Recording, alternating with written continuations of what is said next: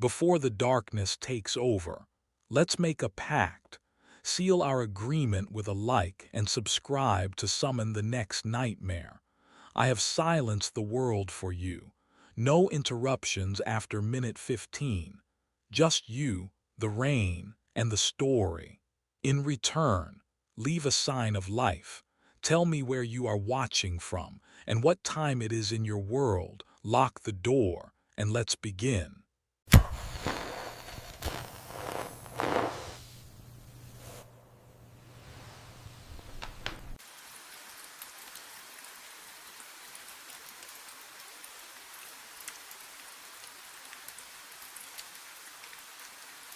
The radio crackled at exactly 3:33.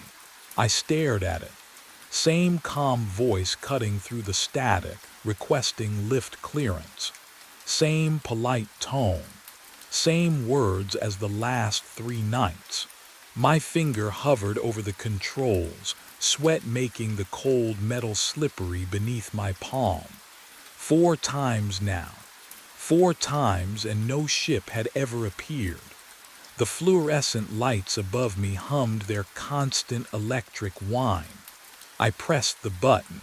The bridge groaned to life, steel cables squealing as the road deck split and rose toward the night sky.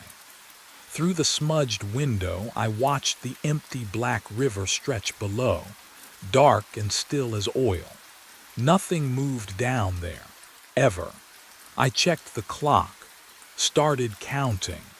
The air in the control room smelled like rust and something older, something that had settled into the walls over decades. 20 minutes. That's how long I'd wait, just like protocol demanded. Just like I'd done 3 times before. My hands trembled as I gripped the edge of the console. Can you imagine standing alone in a metal box suspended over black water, raising a bridge for ghosts? The river gave back no reflections. Not even moonlight touched its surface tonight. I pressed my face to the cold glass, searching for running lights, for any sign of a vessel.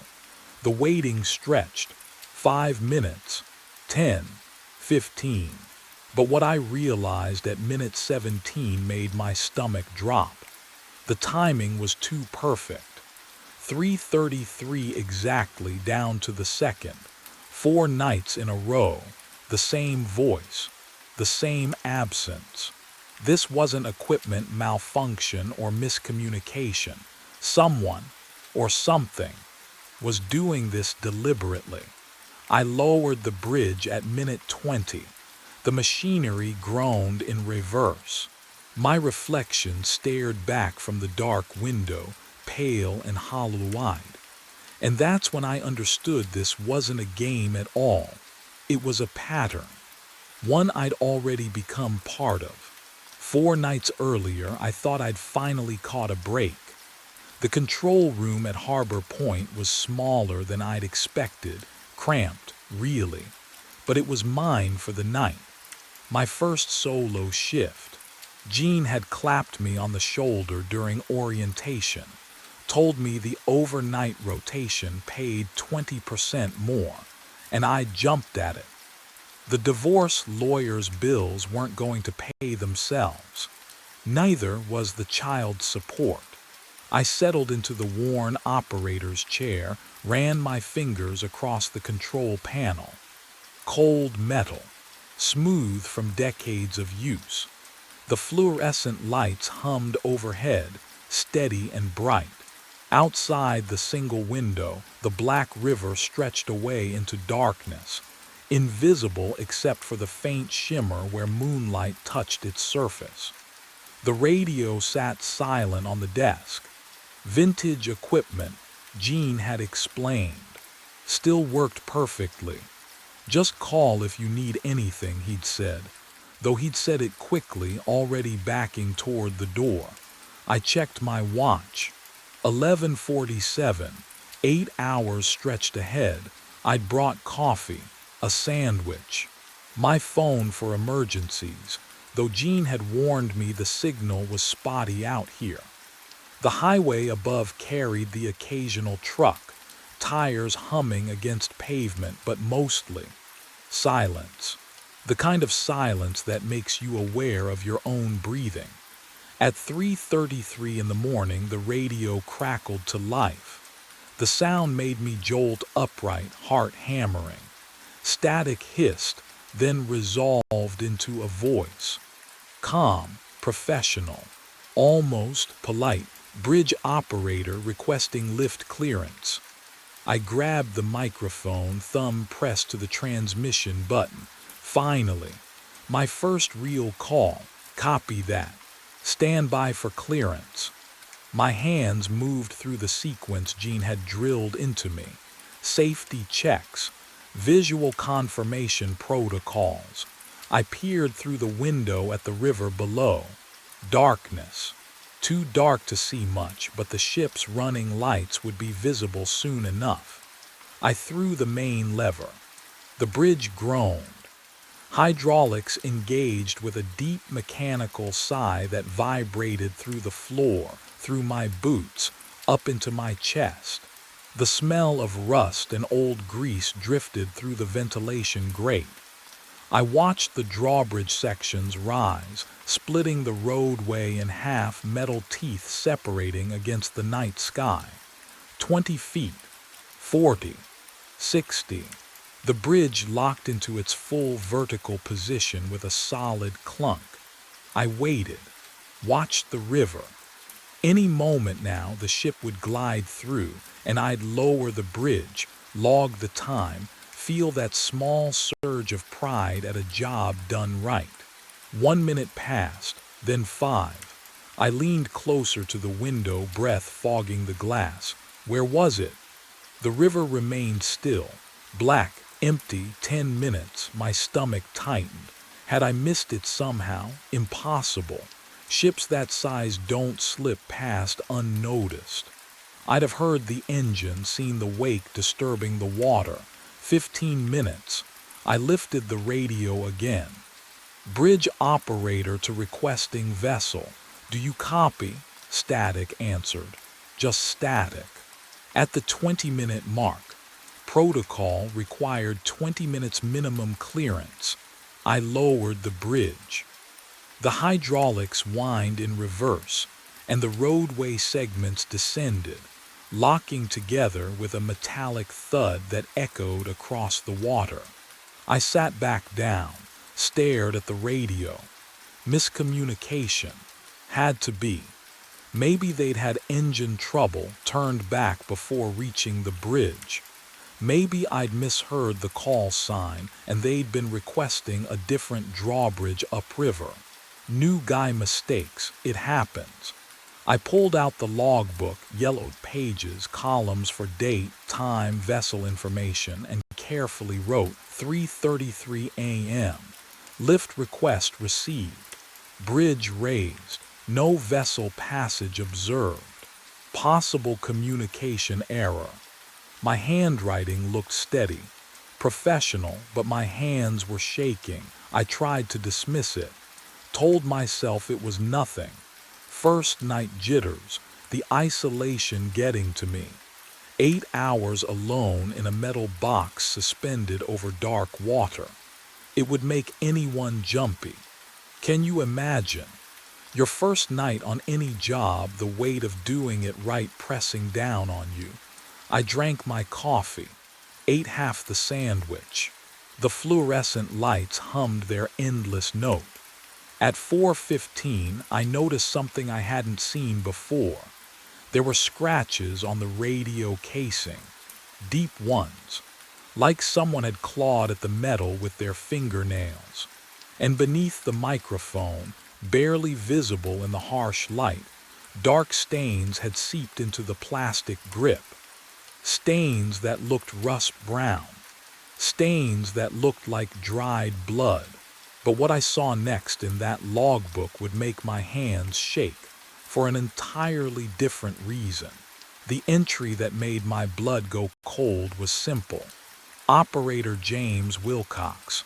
Raised bridge at 3:33 a.m. No vessel logged. The date was 4 years ago. The handwriting stopped mid-sentence. By the third night, I knew the call would come again. I sat in the cramped control room, fluorescent lights humming overhead like trapped insects. My phone showed no signal. It never did out here. The highway above was silent. No cars had passed in hours. The isolation pressed against the walls, thick as fog, and I wondered if you've ever felt that. That sensation of being the only person left in the world. At 3:33 a.m., the radio crackled. Bridge operator requesting lift. The same calm voice, the same words. My hand trembled as I reached for the microphone. Copy that, raising bridge now. I engaged the mechanism. Gears groaned. Steel cables sang their rising pitch. Through the single window, I watched the drawbridge sections lift toward the black sky, splitting the road like a broken bone. Then I waited. The river below remained still. Dark, empty. But what I heard next made me question everything I thought I understood about this place. I keyed the mic. No vessel in sight. Please confirm your position. My voice echoed from the speaker. Normal, expected, but beneath it, another echo. My own words, repeating a half-second later, distorted, as if spoken underwater. The sound bubbled up from somewhere deep and cold, carrying the metallic taste of rust on my tongue even though I hadn't moved. I released the mic. The echo continued for 3 heartbeats longer than it should have. Silence flooded back, thick, wrong. I pulled the stack of old logbooks closer, dust coating my fingers like ash. Page after page I found them. Different names, different years, always the same entry, always 3:33 a.m., always no vessel logged. The most recent was 8 years old, and then the names, they just stopped. I found his name on the 3rd logbook down, Ronald Thorne. The handwriting was cramped, meticulous, each letter pressed deep into yellowed paper that smelled of mildew and rust. I traced my finger down the entries, watching the dates march backward through time. 8 years, 9, 10. Then they stopped, just stopped. The final entry was dated March 19th, 8 years ago, 3:33 a.m. Bridge lift requested. Raised span successfully. Going to check gears. Unusual grinding sound from mechanism. That was it. The sentence didn't even end properly, like he'd set the pen down intending to return. He never did. My hands shook as I flipped through the remaining pages, all blank. I pulled out my phone, desperate for signal despite knowing better. 1 bar flickered, held, and I searched for Ronald Thorne's name. The article loaded in fragments. Harbor Point Bridge operator, presumed accidental fall. Body never recovered from Black River. The water was too deep, too cold, the currents too strong. They'd searched for 3 days before calling it off. What would you do? Finding that, knowing you were standing exactly where he'd stood, answering calls that had stopped the moment he disappeared. But the real horror came when I noticed the date. Tonight was March 19th. I checked my watch. 2:58 a.m. The control room suddenly felt smaller, the fluorescent lights buzzing too loud in my ears. The window reflected my pale face back at me, and beyond it, nothing but black water. 3:33. The radio crackled to life, static, then breathing.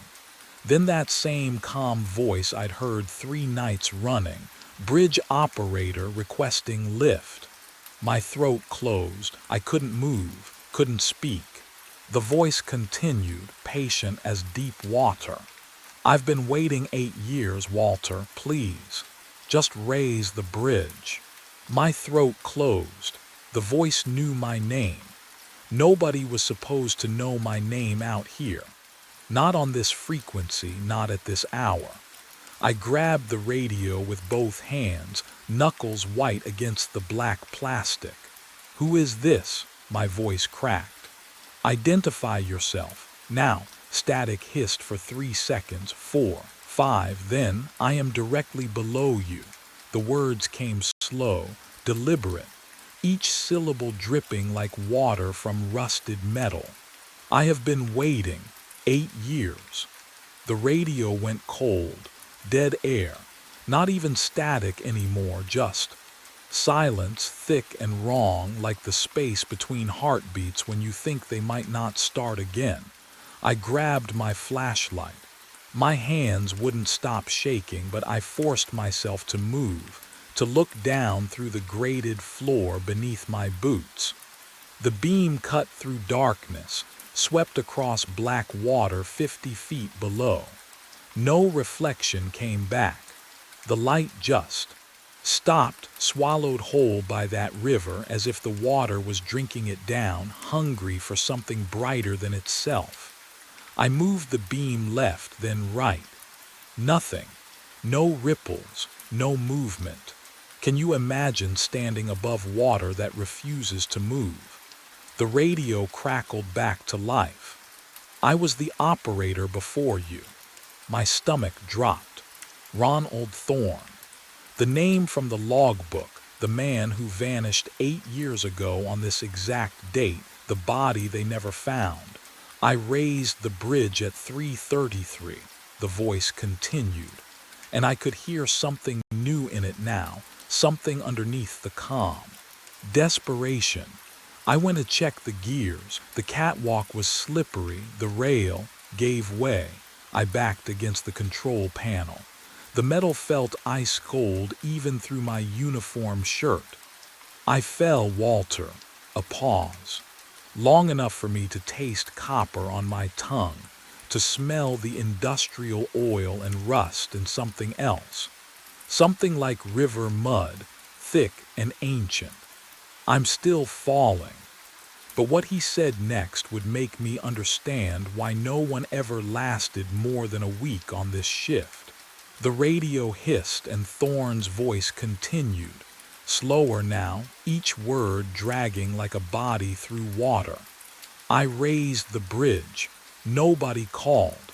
The static crackled between his sentences. I walked to check the gears. Thought I heard grinding metal.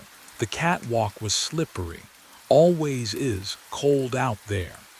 I pressed my palm against the control room window, felt condensation seep through my fingers. The rail gave way, Thorne whispered. I reached for it, but my hand went through empty air. I fell. Walter, I fell. The transmission stretched, distorted. I'm still falling. Can you imagine that? Falling forever, watching the water rush up but never arriving. I couldn't breathe. The fluorescent lights buzzed overhead, too bright, too loud. I had to see the catwalk, had to know if the door groaned as I pushed into the night air. Wind bit through my uniform, carrying the sharp smell of rust and river rot. The catwalk stretched ahead, a narrow spine of grated metal suspended over black water. My boots clanged against the floor, each step echoing into the void below. Halfway across, I stopped. The safety rail. Oh God, the rail, it hung at an angle nearly severed. Fresh cuts gleamed in the moonlight, bright silver against decades of corrosion. I knelt, touched the metal with shaking fingers. The edges were sharp, clean, recent. Metal shavings glittered on the grating like crushed glass. Someone had cut this, not 8 years ago. Not rust or time or accident. Recently. But what I found beneath those shavings would make everything worse. I brushed them aside, and carved into the steel were 3 words: "You are next." Behind me, footsteps rang out against metal, slow, deliberate, coming closer. I wasn't alone on the catwalk anymore. I turned. The footsteps stopped, 10 feet away, maybe less. A figure stood in the catwalk's center, silhouetted against the faint glow of the control room behind him. Operator uniform, navy blue, same as mine. The fabric hung stiff and heavy, like it had never dried properly. He took another step. The grating groaned beneath his weight. "Who are you?" My voice cracked. He didn't answer, just walked forward, slow and deliberate. Each footfall echoed through the steel lattice beneath us. The wind carried the smell of the river, cold, brackish, like rot seeping through stone. Another step, closer now. The moonlight shifted through a gap in the clouds. His face came into view. Oh, can you imagine seeing your own face walking toward you in the dark? Not in a mirror, not in a photograph, but there. Real, breathing, it was me. Every detail. The way my jaw tilted slightly left. The scar above my right eyebrow from when I was 12. Even the tired shadows under my eyes from too many sleepless nights. He smiled. I smiled with my mouth. "I need you to raise the bridge," he said, his voice a perfect echo of mine. "You finally answered." My legs moved before my brain caught up. I spun and ran toward the control room, boots hammering against metal. Behind me, his footsteps matched mine, steady, unhurried. I grabbed the door handle. Locked. I slammed my shoulder against it. Nothing, the south exit. I sprinted down the catwalk, lungs burning, the severed rail flashing past in my peripheral vision. That door. It had to open. It didn't. Locked. Cold steel against my palms. Every exit. Every way off this bridge. But what I felt through that door would make me understand why he needed me so desperately. I slammed the control room door behind me. The metal filing cabinet screeched across linoleum as I shoved it against the entrance. My breath came in ragged gasps. The desk followed. Then the chair. Everything I could move piled against that door. My hands wouldn't stop shaking. Footsteps echoed on the catwalk outside. Slow, deliberate, patient. I backed toward the window overlooking Black River. The fluorescent lights hummed above me, that constant electrical whine drilling into my skull. My heart hammered so hard I could feel it in my throat. The radio crackled to life. "You cannot barricade yourself from this." My own voice. Perfect inflection, perfect tone. "The fall never ends, Walter." I pressed my palms against the cold glass, tried to steady myself, tried to think. Every operator becomes the caller. Static hissed between the words. "You will push the next one. It is the only way to stop falling." "No," I whispered. I'm not falling. I'm right here." "Are you?" The question hung in the air like fog. Something felt wrong, had felt wrong for longer than I wanted to admit. But what hadn't I noticed yet? I turned toward my reflection in the darkened window. Same tired eyes, same hollow cheeks, same uniform. Wait. I looked down at my chest. The fabric clung to my skin. Heavy, cold, I touched my sleeve. And my fingers came away wet, soaking wet. The smell hit me then, thick and mineral, the rotten egg stench of river water mixed with rust and decay. My entire uniform dripped onto the floor. Puddles formed around my boots. How long had I been standing in cold water without feeling it? The door splintered, wood cracked like bones breaking. The barricade desk chair, everything I'd shoved against it collapsed inward. Metal scraped, hinges shrieked. I stumbled backward, my boots squelching in the puddle of river water soaking through my uniform. The doppelganger stepped through. My face, my eyes, my mouth forming words I couldn't hear over the roar of blood in my ears. I turned, ran. The only direction left was out, onto the catwalk. Cold wind hit me the moment I crossed the threshold. It howled through the grated floor, carrying the smell of rust and deep water. My hands found the rail, gripped it. The metal felt wrong, too sharp, too thin. Behind me, footsteps steady. Unhurried, please, I whispered. The rail gave way, just snapped. The severed edge gleamed where someone had cut halfway through days ago. Fresh shavings glittered on steel. I lurched sideways, arms windmilling, and my boot slipped through the grating. I fell. But what I experienced in that moment, can you even imagine? The black water rushed up. I braced for impact, for cold, for the river to swallow me whole. It never came. I kept falling and falling. The bridge above me didn't shrink.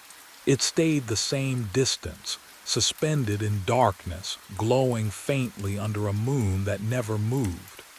Time stretched like taffy, each second pulling apart into minutes, hours, years.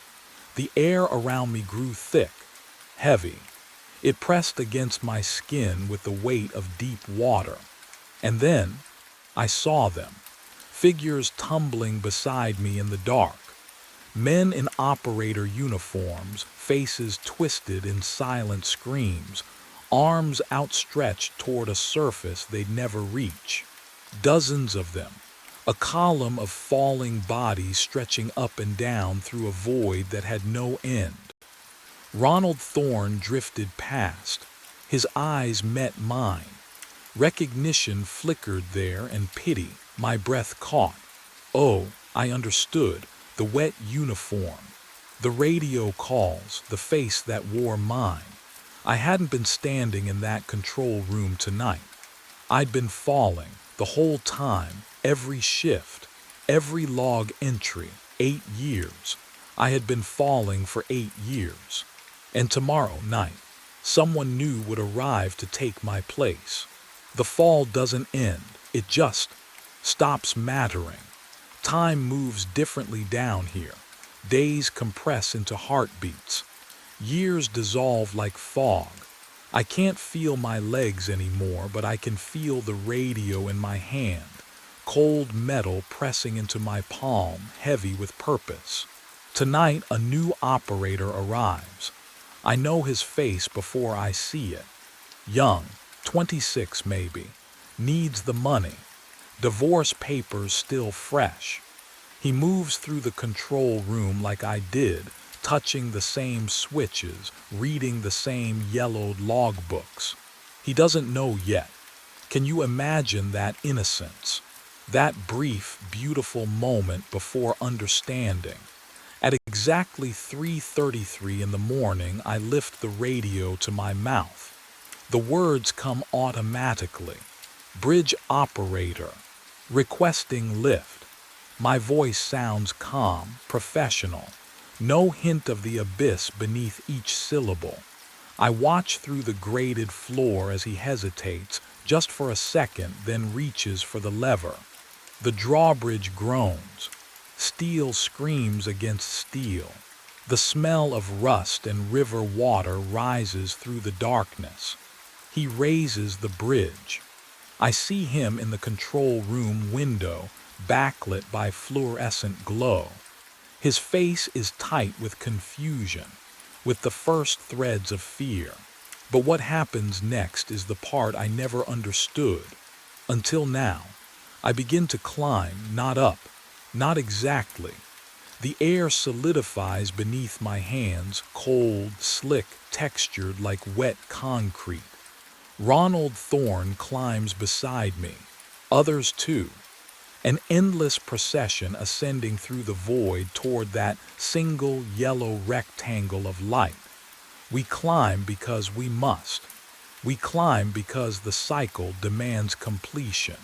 We climb because somewhere above, a nervous operator is walking toward the catwalk, and the sabotaged rail is waiting. I grip the invisible rungs. My uniform drips black water. The radio crackles in my pocket. I am still falling. I will always be falling, but first, I have work to do. The bridge was gone. Half the structure just ended. Twisted metal jutting into black air. The gorge yawned beneath the headlamps at 3:14 a.m., and my hand was already slamming the emergency brake before my mind caught up. The lever shrieked down. The train did not slow. I pulled again. Harder. The brake mechanism screamed, metal grinding against metal, that high whine that should mean friction, resistance, physics obeying the rules. But the wheels kept turning beneath me. The speedometer needle didn't drop. We hurtled forward at 43 miles per hour toward empty space. 6 passengers behind me in car 7. I could feel their weight, their silence. My mouth tasted like diesel and old coffee. The radio crackled with static, and under it, something else. A whisper that might have been coordinates, might have been a name. I yanked the brake a third time. My palm burned against the cold metal handle. The gorge rushed closer. 50 meters, 40. The collapsed section of bridge growing in the windshield like a mouth opening. But what I saw on the platform changed everything. A figure stood there, on the phantom station that shouldn't exist. Millbrook had been demolished in 2019. I'd checked the records myself, hands shaking over faded reports. Yet there it was, cracked concrete, rusted benches, and a man in a conductor's uniform, watching me. His face was mine, 20 years older, hollow eyes, worn badge catching the light. He didn't move, didn't wave, just stood there with his arms at his sides like he'd been waiting, like he'd always been waiting. The train shuddered. A vibration that started in the wheels and climbed up through the floor, through my boots, into my bones. Behind me, footsteps. All 6 passengers moving in unison, their shoes clicking against metal in perfect rhythm. I didn't turn around. 30 meters to the bridge. 20. The smell hit me then, burnt rubber and something wrong. Something that didn't belong in the clean diesel air of the southbound track. It crawled into my throat and stayed there. The older version of me raised his hand. Not a wave, a gesture I couldn't read. And that's when the metal began to shriek in earnest. 1 week before that moment, before the bridge, before the shrieking metal, I was running empty trains through the dark. The rhythm never changed.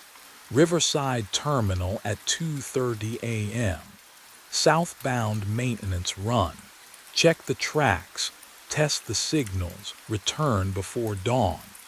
42 years old, and I knew every kilometer of that line like the back of my scarred hands. The diesel smell clung to my uniform. The radio crackled with Mara's impatient voice every hour, asking for coordinates. The train wheels hummed their endless song beneath me. 3:14 a.m. The southbound track stretched ahead into nothing but darkness and scattered maintenance lights.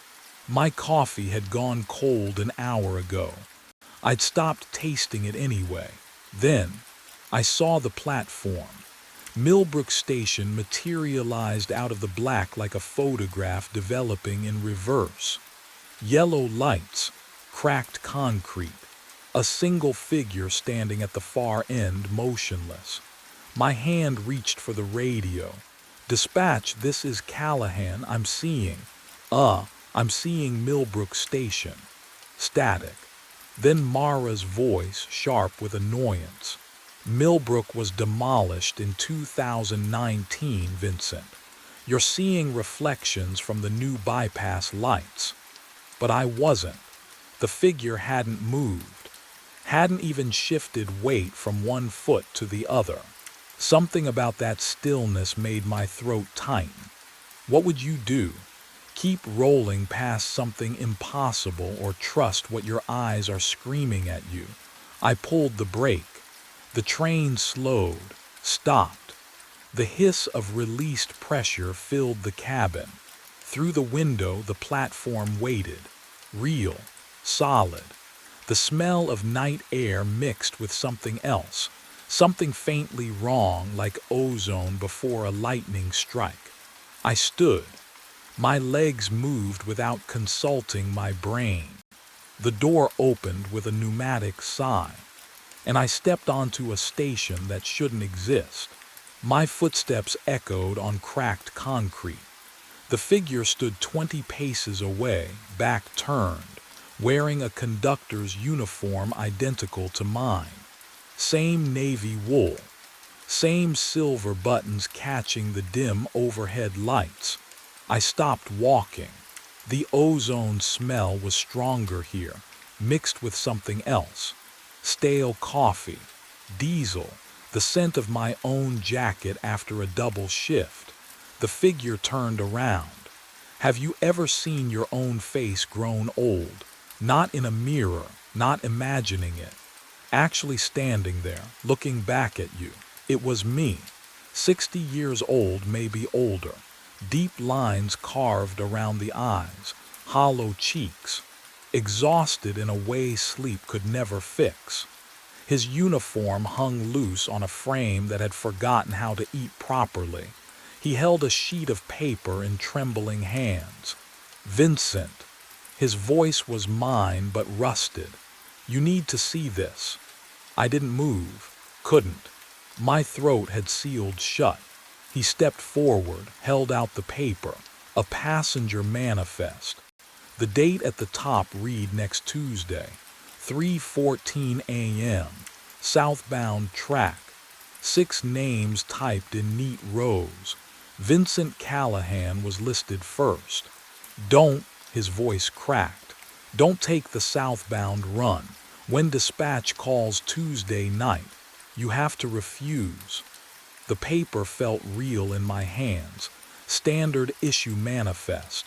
Coffee-stained edges, but the names Bate Carver, Samuel Ortiz, Nina Wells, Thomas Ridley, Chloe Brennan, and mine right at the top. "The bridge collapsed in 2019, he whispered. "But the track still goes there at 3:14. It always goes there." My older self's eyes met mine. They were drowning. "I've tried to stop it 11 times. He stepped back toward the platform edge. "Now it's your turn." The lights flickered. When they steadied, he was gone. But what I found written on the back of that manifest would make refusing impossible. I drove straight to the county records office. 4:30 a.m. The night clerk looked at me like I was insane. Maybe I was. My reflection in the glass door showed wild eyes, conductor's uniform wrinkled from. What? Standing on a platform that shouldn't exist. Talking to myself 20 years older. The fluorescent lights buzzed overhead as I signed the visitor log. My hand cramped around the pen.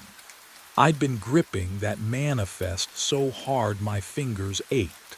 The computer hummed in the basement archives. Old machine. Slow internet connection. I typed Millbrook Station into the search bar and waited while the screen flickered. Rain drummed against the high windows. Each drop felt like a second ticking away toward next Tuesday. The first result loaded. Millbrook Station. Demolished June 7, 2019. Reason: structural instability following track realignment. I clicked deeper. Found the incident report buried 3 pages down. The PDF took forever to open. My heartbeat filled my ears while I waited. Can you imagine that feeling? Knowing what you're about to read will either prove you insane or confirm something worse. The file opened. Derailment. Old Bridge Route. June 4, 2019. 3:14 a.m. My coffee had gone cold beside the keyboard. I didn't touch it. Couldn't. My eyes locked on the next line. 7 fatalities. 6 passengers. 1 conductor. The words blurred. I blinked hard. Read it again. No names released pending family notification. Of course not. Why would there be names? Why would anything be easy? But what I found next made my stomach drop. The accident analysis section detailed track specifications. The southbound bypass merged with the old line for exactly 400 meters before diverging again.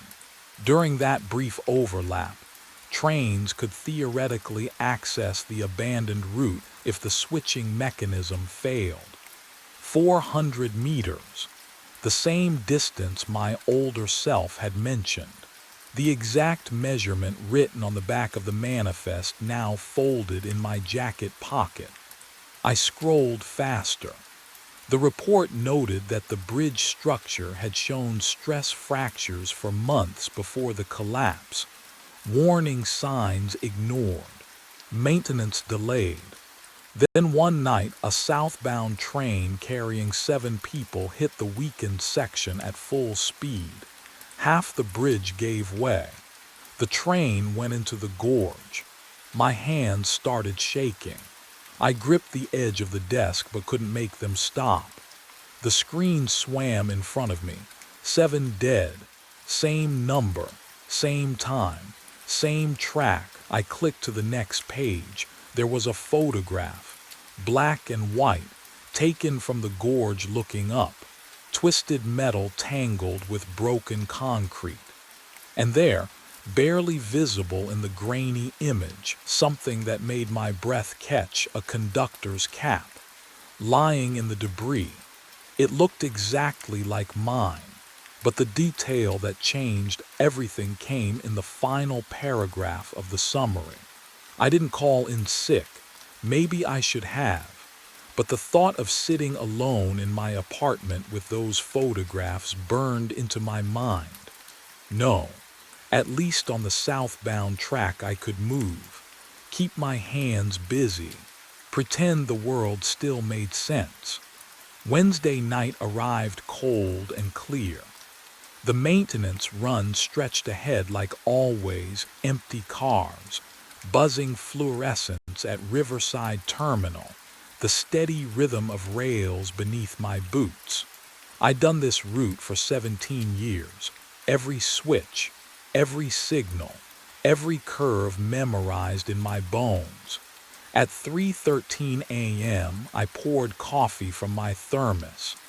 The steam curled up, smelling burnt even though I just brewed it. My hand shook. Coffee slopped over the rim. Then, the radio crackled. Not voices, not dispatch, just static, low and grinding like teeth on metal.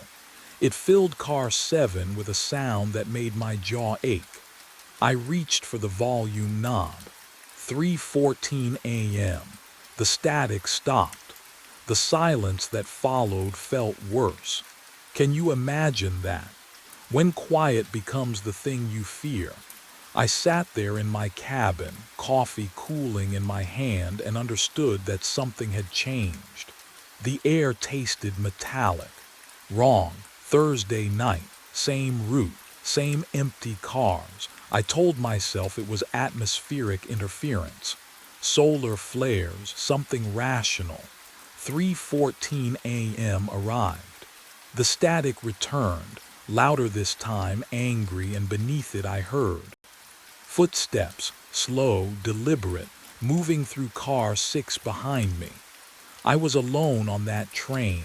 I'd checked twice, before departure and again at the first signal stop. But those footsteps didn't care what I'd checked. They moved closer, boot heels on metal flooring. 1, 2, 3, 4. I spun around, empty doorway, empty car beyond, just shadows and the smell of diesel. But what I didn't know yet, what I wouldn't understand until much later, was that I wasn't hearing footsteps from outside. I was hearing them from another time entirely. Friday night I found the manifest. It sat on my clipboard in car 7. Crisp white paper. Passenger manifest dated Tuesday next week. 6 names typed in perfect columns: Bate Carver, Samuel Ortiz, Nina Wells, Thomas Ridley, Chloe Brennan, and, Vincent Callahan. My name listed first. I stared at it until the letters blurred.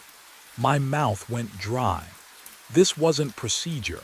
Dispatch sends manifests electronically always, and never for maintenance runs. Never with the conductor's name as a passenger. My fingers felt numb as I lifted the paper. It was real, solid. The ink didn't smudge. I walked to the window, cranked it open. Cold air rushed in, biting my face. I threw the manifest into the night, watched it tumble into darkness between the rails. Gone, problem solved, just stress and lack of sleep playing tricks. I'd call my doctor, get something for the insomnia, maybe take a few days off after Tuesday's shift. Saturday night I arrived early for my run, checked car 7 top to bottom, inspected my clipboard, empty metal clip, nothing else. Relief settled over me like a blanket. See, just exhaustion. The mind invents what it fears. I'd learned that after the divorce when I'd hear Emma's voice calling from empty rooms. 3:14 a.m. Static, footsteps, and, oh God. When I looked down at my clipboard, the manifest had returned. Same paper, same 6 names, same date. But this time there was something else. Something I'd missed before, or something that hadn't been there. At the bottom of the page, in handwriting I recognized as my own, though I'd never written it, were coordinates. Numbers that marked a single location. The old bridge, 400 meters down the southbound track. Sunday, Monday, every night the same. Static at 3:14. Footsteps that stopped just outside my door. The manifest reappearing no matter how many times I destroyed it, burned it, tore it to pieces, buried it in the terminal trash. Each morning it returned to my clipboard, fresh, perfect, waiting. I stopped sleeping, stopped eating. The other conductors noticed but didn't ask. You learn not to ask in this job. Everyone carries something. But none of them carried this. Tuesday was coming, the date on the manifest, and somewhere deep in my chest, in a place beyond logic or hope, I knew I would report for that shift, knew I would board that train, knew those 6 passengers would be waiting. What I didn't know was whether I was trying to prevent the derailment or fulfill it. Tuesday came. I stood in Riverside Terminal at 2:45 a.m., watching my reflection warp across the polished floor. The coffee in my thermos had gone cold hours ago. Diesel fumes mixed with something else, something burnt. like copper wire left too long on a hot stove. My hands wouldn't stop shaking. The platform stretched empty in both directions. Fluorescent lights buzzed overhead, their rhythm matching my pulse. I checked my watch. 2:46. 47. The radio crackled to life. Callahan. Mara's voice cut through the static, sharp and efficient as always. Special assignment. 6 passengers inbound from delayed airport shuttle. Need southbound transport. Immediate departure. My throat tightened. Southbound. The word hung in the air like smoke. I opened my mouth to refuse, to tell her I was sick, to say anything that would keep me off that train. But what came out was different. Copy that. The words weren't mine. They moved through my vocal cords without permission. Automatic. Like my body had rehearsed this conversation 1,000 times before. Can you imagine that? Your own voice betraying you. But the real horror hadn't started yet. Passengers arriving in 5, Mara said. Platform 3. My finger pressed the radio button. Understood. I wanted to scream, to drop the radio and run. My mind screamed no, no, no, but my legs carried me toward the platform anyway. One foot in front of the other. Steady. Practiced. The metal railing felt ice cold under my palm, slick with condensation that shouldn't be there in October. 6 names burned in my memory. Bate Carver, Samuel Ortiz, Nina Wells, Thomas Ridley, Chloe Brennan, Vincent Callahan. And then I heard them, footsteps approaching through the terminal. 6 sets of shoes clicking against concrete in perfect unison. Bate Carver stepped aboard first. The smell hit me before she reached the top step. Diesel and burnt rubber, thick enough to coat my throat. I swallowed hard. She wore a gray coat, clean pressed. But the smell clung to her like she'd been bathing in engine grease. Evening, I managed. She didn't respond. Her eyes passed over me without recognition. Empty. Like I wasn't there at all. Samuel Ortiz followed. When he handed me his ticket, his fingers brushed mine, and oh God, the cold. Not winter cold. Morgue cold. The kind that sinks into bone. I yanked my hand back instinctively, but he'd already moved past, settling into the second row without a word. Nina Wells boarded next. She stared at me. Didn't blink, not once. I counted. 5 seconds, 10, 15. Her pupils stayed fixed, wide and glassy under the fluorescent lights. The air around her felt wrong somehow. Thinner. Ma'am, you can take any.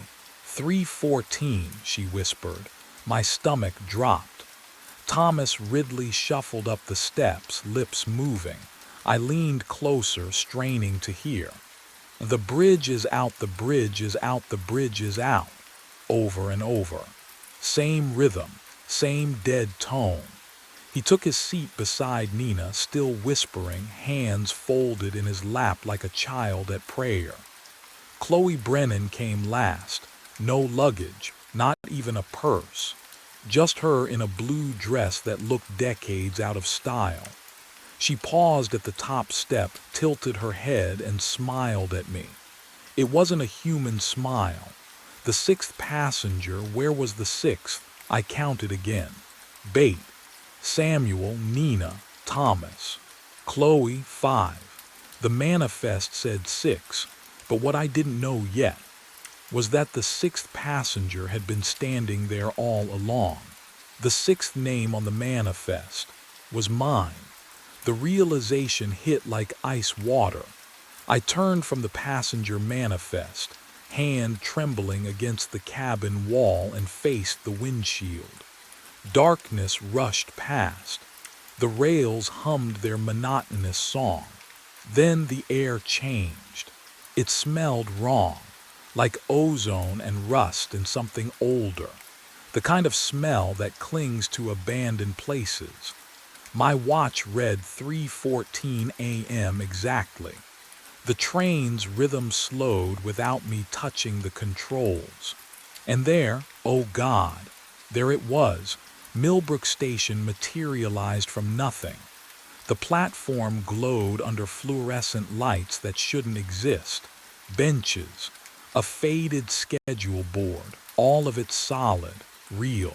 The station demolished 6 years ago stood before me like a photograph bleeding into the present.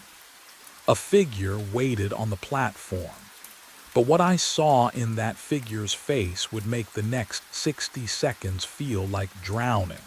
My hand moved to the brake. I didn't want to stop. Every instinct screamed to accelerate, to blow past this impossible place. But my fingers closed around the lever anyway. The train shuddered, squealed, stopped. The doors hissed open. Cold air rushed in, winter cold, though it was June. The figure stepped aboard. His boots made hollow sounds on the metal floor. He wore a conductor's uniform, faded and stained with 11 years of phantom diesel. The fabric hung loose on his frame. He looked at me with my own eyes, decades older, exhausted, hollow. "Vincent," he said, his voice was mine, worn thin. "I've been waiting for you, for me, for us." He paused, breath rattling. 11 years I've tried to stop this. Every Tuesday, every loop. Loop, the word scraped out of my throat. He nodded slowly. "You'll stop the train, then you'll start it again." His expression cracked into something like grief. "We always do." But what he said next made my blood turn to sleet. The train lurched forward. I stumbled against the control panel. My hand found the brake lever, pulled, hard, nothing. The wheels screamed faster. The vibration climbed through my boots into my bones. Metal shrieked against metal, that sound you feel in your teeth, scraping behind your eyes. Behind me, movement. I turned. All 6 passengers stood in perfect unison. Chair springs creaked together like a chorus. They stepped into the aisle. 1 foot, then another, moving toward me with that same unnatural stillness I'd seen when they boarded. Bate Carver at the front, Samuel Ortiz behind her, Nina Wells clutching her stopped watch. Their faces, oh God, their faces were mine, not copies, not masks. My face at 20, my face at 35, my face gaunt and hollow at 50. Different ages worn on different bodies, but the same eyes staring back. My eyes, all of them watching me from 6 separate timelines. And no, the word barely escaped. They said nothing, just kept walking. The smell of burnt rubber thickened in the narrow cabin, diesel and something worse beneath it, something rotting. The train accelerated harder. Through the windshield, the darkness peeled away. The old bridge materialized. Half its iron skeleton jutted over the gorge, the other half, gone. Just empty air and a 400-meter drop into black water. My hands flew to the controls. Emergency brake, manual override, the throttle lever. Nothing responded. The passengers were 3 meters away. 2. Their mouths moved in sync, whispering coordinates I couldn't quite hear. Metal groaned. The rails beneath us twisted. The world tilted left, then right, then up became down, and down became everything inverted. And in that final moment before the bridge, I understood what waited at the bottom of the loop. Cold concrete pressed against my cheek. I opened my eyes. Platform lights flickered overhead. the same yellow sodium glow. My mouth tasted like copper and diesel. I pushed myself up. My hands. When did they get so weathered? Deep lines carved across the knuckles, liver spots. I looked down at my uniform, worn, frayed at the cuffs. The fabric had that permanent crease of years, not days. My watch. I twisted my wrist. The date glowed back at me. 11 years. 11 years. Forward, the memory of the crash flooded back. The inverted world, the bridge, the passengers with my face. I touched my jaw, older, skin sagging. I ran my tongue over my teeth. One missing in the back. Oh God. The platform stretched in both directions. Empty. Silent. No exit signs, no stairs, just the tracks and the phantom station that should not exist. But I knew what came next. I had always known. A low rumble vibrated through the concrete. I turned. Headlights pierced the darkness. 3:14 a.m. The southbound maintenance train rounded the curve. Same route, same speed. My chest tightened, not from fear anymore, from recognition. The train slowed. I stepped to the edge of the platform. The headlights washed over me and I saw him through the cabin window. Younger, 42. Eyes not yet hollowed by this place. Me. He looked confused, frightened. His hand hovered over the brake. I raised my hand, slowly. The gesture I remembered seeing 11 years ago, or was it 1 week ago? Time had no meaning here. The train stopped. He would step out. I would give him the warning. The manifest. He would try to change things, and next Tuesday, he would crash anyway. The loop begins. I knock on the blue door. It shouldn't open, but it does. The hinges scream. A high, wet sound that cuts through the midnight silence. Cold air rushes out, carrying the smell of dust and something metallic. Old copper, maybe, or rust. The darkness inside swallows my flashlight beam for a heartbeat before shapes emerge. Furniture draped in white sheets. A staircase leading up into shadow. And walls. Oh, walls covered in frames. I step inside. The floorboards creak under my weight, each one announcing my trespass. My breath comes shallow. Quick. What would you do? Turn back. I should. But Max led me here every night for 3 weeks, stopping at this door, staring with those amber eyes like he was waiting for me to understand something. So I move deeper. The first photo stops me cold. A child's birthday party, balloons, cake, and a face I know because I see it every morning in the mirror, mine, younger, grinning with frosting on my chin. But that's impossible. I've never been here before. I move to the next frame. My high school graduation, cap and gown, same face. Same scar above my left eyebrow from the bike accident when I was 12. Except I don't remember this photo being taken. Don't remember who's standing beside me, arm around my shoulders, smiling. The walls close in with each frame. My childhood, my family. My life captured in moments I can't recall living. But what I find on the mantle changes everything.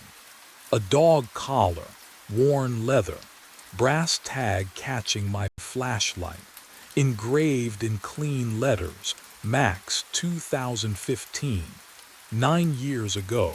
Outside, Max whines, low, mournful, like he's been waiting far longer than 3 weeks. And suddenly, I'm not sure who I came here looking for. 3 weeks earlier, I took a job I should have questioned. The email arrived at 10 p.m. Subject line, late night walker needed, Millbrook Complex. I'd walked dogs for 2 years, knew the neighborhoods needed the money. Simple enough. The message gave an address, apartment 4 billion, and instructions that felt off. Key under mat, note inside. Max knows the route, just follow him. No phone number, no client name. I should have deleted it. But rent was due, and dogs don't judge you for preferring silence. The Millbrook complex squatted at the edge of town, brick and peeling paint, the kind of building that looked tired even in daylight. At night, under flickering street lamps, it felt like something waiting. I climbed to the 4th floor. The hallway smelled like mildew and copper pennies. Apartment 4 billion had no nameplate, no welcome mat, just a brass key cold in my palm. The note was taped to the inside of the door, handwriting looped and careful. Max knows the route, just follow him. 11 p.m., be patient. I turned. A German shepherd sat 3 feet away, watching me. I hadn't heard him approach. His eyes caught the dim light wrong, too reflective, like coins at the bottom of a well. Can you imagine a dog that size moving without sound? Max didn't wag his tail, didn't sniff me, just stared. Hey boy, I whispered, my voice cracked. Ready? He stood, walked to the door, waited. The route started normal enough. Down the stairs, out onto Maple, 6 blocks north through streetlight halos and the wet asphalt smell of October. Max's nails clicked on pavement, steady, rhythmic, like a metronome.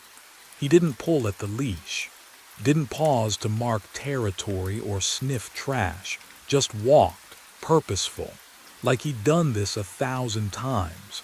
We turned left at Ashwood Street. That's when the air changed. You know that feeling when you're sure you've been somewhere before, but the memory won't surface. That thickness in your chest, like your body remembers what your mind doesn't. The houses here leaned closer, their windows dark and watchful. Max slowed, his ears flattened. Then he stopped, in front of a house with a blue door. The paint was faded, weathered to the color of a bruise, boarded windows, no lights. Max sat on the cracked sidewalk and stared at that door like it owed him something. 5 minutes passed, maybe more. I checked my phone, 11:43. The dog didn't move, didn't whine, just stared. Max, I tugged the leash gently. Come on, boy, nothing.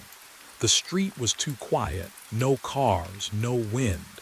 Just the weight of that blue door pressing against my vision, filling my peripheral sight until I couldn't look away. My fingers went numb around the leash. The house smelled wrong, smoke and wet dog and something sweet underneath, like rotting fruit. Finally Max stood, turned, walked us home. I should have been relieved, but what I didn't know yet was that we'd do it again. The next night, and the night after, same time, same route. Same 5 minutes in front of that blue door, while Max sat vigil for something I couldn't see. And every single time, the house would smell a little more familiar. I went back during the day, couldn't help it. After 5 nights of watching Max sit at that blue door like it was the only thing that mattered, I needed to see it in sunlight. Maybe it would look normal. Maybe I'd realize I'd been letting the late hour twist things into something they weren't. But the house looked worse in daylight. The windows were boarded with plywood that had gone gray and warped. No mailbox, no numbers on the door, just the faded blue paint peeling in long, dry strips. The porch sagged in the middle, and the lawn had gone to weeds so tall they brushed my knees as I walked up. I knocked on a neighbor's door first. An older woman cracked it open, silver chain still latched. Do you know who lives here? I pointed at the blue door house. Her eyes flicked past me, then back to my face. Something changed in her expression. No one. How long has it been empty? She started closing the door. I don't know, long time. Wait, do you know anything about the door shut? The deadbolt clicked. I tried 2 more houses. One didn't answer. The other, a man in his 40s, looked at me like I'd asked him to dig up his own grave. He shook his head before I even finished the question and stepped back inside. What were they so afraid of? The blue door wasn't locked. That should have stopped me. It didn't. Inside, the air was thick and still, like it hadn't moved in years. Dust hung in the shafts of light that leaked through gaps in the boarded windows. The furniture was still there, couch, coffee table, a bookshelf against the far wall, all of it covered in a fine layer of gray. But it was arranged like someone still lived here, like they just stepped out. On the kitchen wall hung a calendar. I walked closer, my shoes leaving prints in the dust on the floor. March 2015. I touched the paper. It crumbled slightly under my fingers. 9 years. The smell hit me then. Faint but unmistakable, wet dog. That earthy, warm scent of damp fur. And underneath it, something metallic, copper. The kind of smell that coats the back of your throat. I turned, scanning the room. No dog, no source. And then I heard it. Max's whine, high and soft and desperate. But Max wasn't here. I'd left him at the apartment. This was memory, wasn't it? Some trick of my mind pulling his sound from the nights we'd stood outside. The whine came again. Closer. I spun toward the hallway. The sound had come from deeper in the house, from the room at the end of the hall where the door stood halfway open. And that's when I realized I could see my breath. I drove home with my hands shaking on the wheel. The cold I'd felt inside that house still clung to my skin, even though the afternoon sun blazed through the windshield. My mind circled back to one simple fact. Someone had hired me to walk Max. Someone had left a key. Someone had paid up front for 3 months. Someone had to explain this. Back in my apartment, I pulled out my phone and scrolled to the contact labeled Client 4B. The number sat there like it always had. Normal, real. I pressed call, 3 tones. Then a recorded voice, flat and automated. The number you have reached is not in service. I tried again. Same result. I stared at the screen and felt something shift in my chest. When had I last spoken to this client? I couldn't remember. Not once in 3 weeks had they called to check in. Not once had I needed to report anything. The dog just knew the route. I grabbed my jacket and headed to the Millbrook complex. The building manager's office smelled like burnt coffee and cheap air freshener, a cloying vanilla that stuck to the back of my throat. Mrs. Kowalski looked up from her crossword puzzle with the expression of someone interrupted mid-nap. Help you? Yeah, I need to ask about one of your tenants. Apartment 4B, her pen paused. 4B. Right. I've been doing dog walking services for them, but I can't seem to reach them, and There's no one in 4B, she said it simply. Matter of fact, I blinked. What?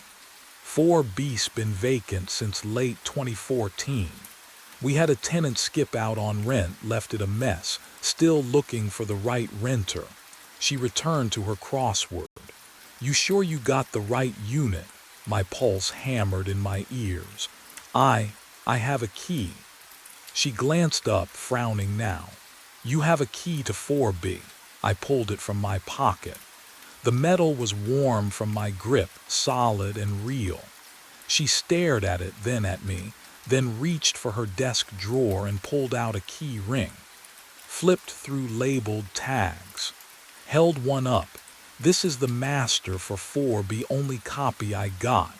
Her eyes narrowed. Where'd you get that? Under the mat, I whispered. There was a note. It said Max knows the route. Mrs. Kowalski's face went carefully blank. She set down her pen.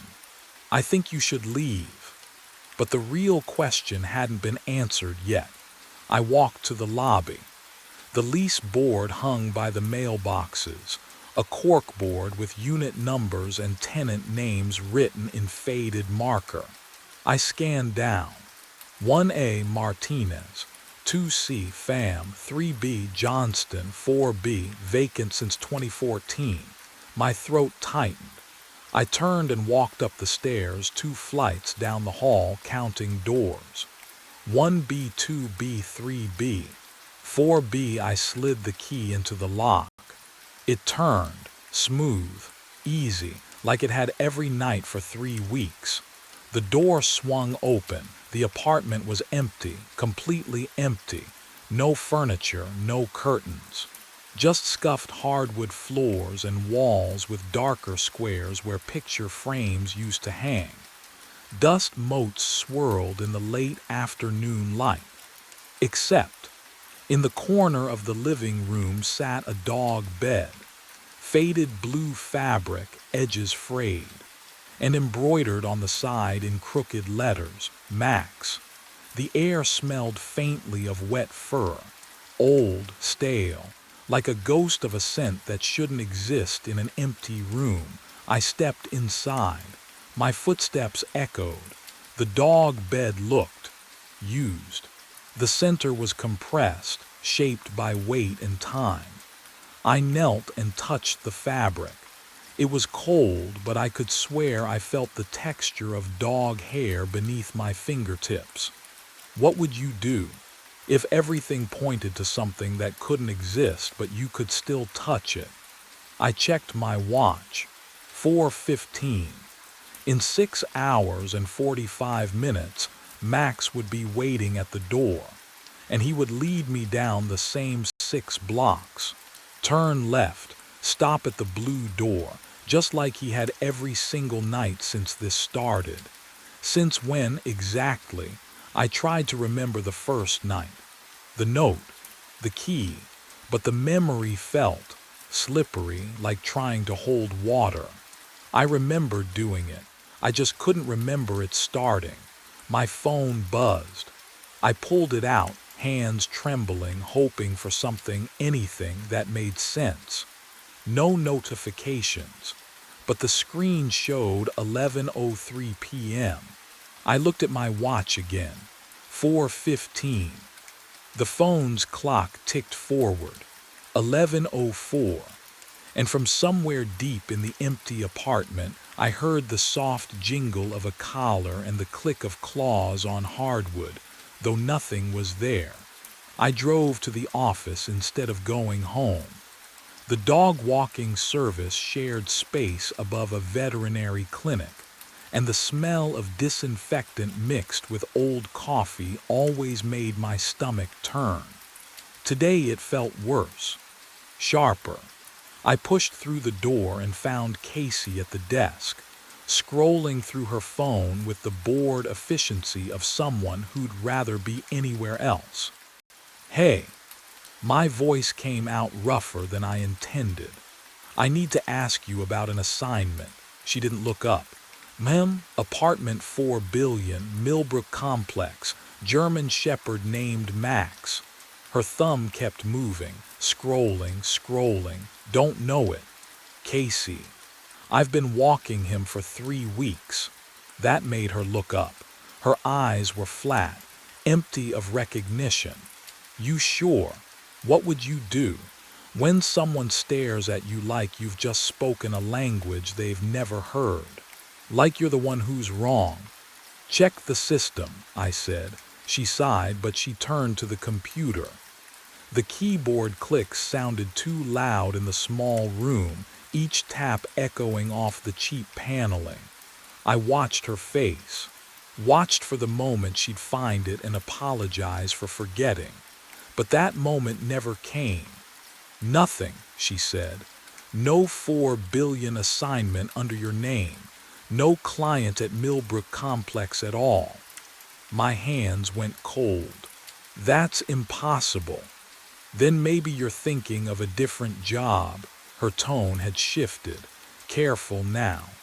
The way people talk to someone who might be unstable." I pulled out my phone. My fingers felt numb against the screen, the glass slick with condensation from my palm. I opened my messages, scrolled to the client's number. The thread was gone. Every text, every confirmation, every instruction about Max and his route. Gone. But what I found instead made my mouth fill with the taste of copper. One photo, just one, me, younger maybe, hair a bit longer. I'm holding Max, his coat glossier, his eyes brighter, and we're standing in front of a house with a blue door. My smile looks genuine, happy, like I belong there. The date stamp sat in the corner, white text burned into the digital image. March 7th, 2015. I stared at it until the numbers blurred. 9 years ago, I would have been. What, 19? I'd been living 2 states over then, hadn't I? Can you imagine forgetting a photo like that? Forgetting a dog you clearly loved. I couldn't remember taking it. Couldn't remember that version of myself standing on that porch holding that dog. The memory should have been there, should have felt familiar. Instead, it felt like looking at a stranger wearing my face. "You okay?" Casey's voice sounded distant. I looked up. She was staring at me now, her expression caught between concern and something else. Fear, maybe. "Who assigned me Max?" I asked. "Jordan, there is no Max." "Then explain this." I turned the phone toward her. She leaned in, squinted at the screen. Her face went pale just for a second before she shook her head. That's you, but what? The date's wrong, has to be." She pushed back from the desk.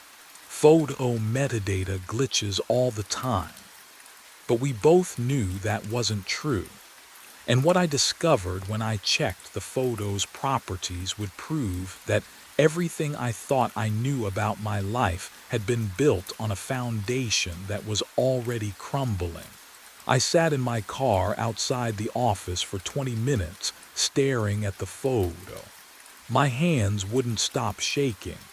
The math kept circling through my head like a mantra I couldn't silence. March 2015. The collar engraved with that same date. 9 years ago. But the client, whoever they were, had written that Max was 3 years old. 3 or 12. I pressed my thumb against the screen until it went dark. The sudden absence of light made the parking lot feel enormous around me. Empty. When had everyone else left? I couldn't remember hearing car doors, engines starting. Just my own breathing, loud and uneven in the enclosed space. The phone's glow returned as I opened the browser. My fingers hovered over the keyboard. What do you even search for when your own memory has holes big enough to lose 9 years? I started with the address. 1847 Ashwood Street. The blue door house that Max stopped at every single night. 3 results loaded. The first was a real estate aggregate. No listing. Status. Uninhabitable.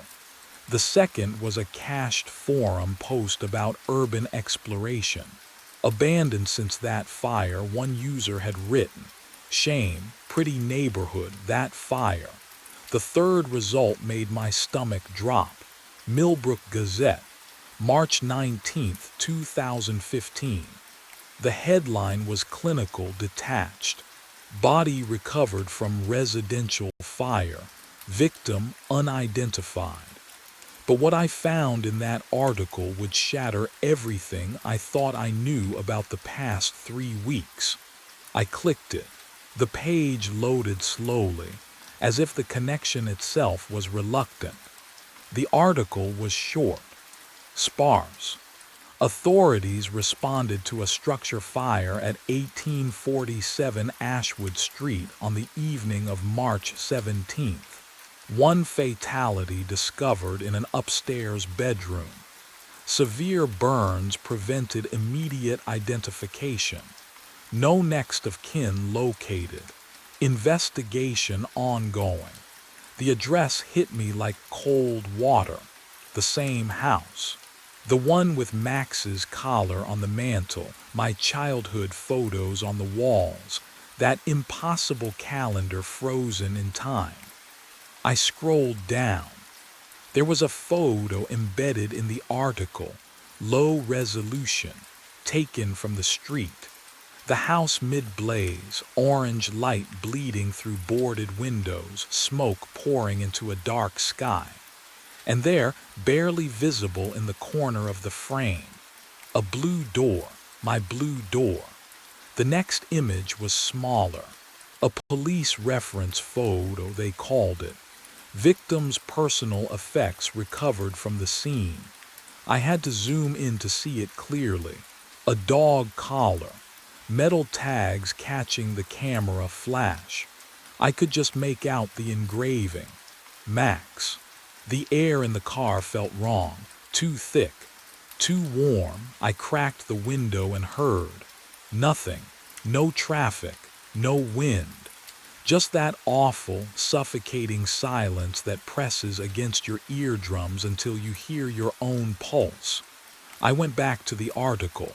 Scrolled past the details I'd already absorbed. At the bottom, there was one more photo.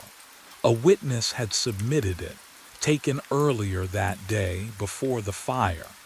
The caption read, "Victim's appearance remains unclear due to image quality." The photo was blurred. Motion maybe, or smoke already starting. But I could see the outline of a person standing on the porch. Dark hair, slender build, one hand raised, palm out like they were waving, or warning someone away. I enlarged it until the pixels fractured into meaningless shapes. Then I looked at my own reflection in the darkened phone screen. Back to the photo.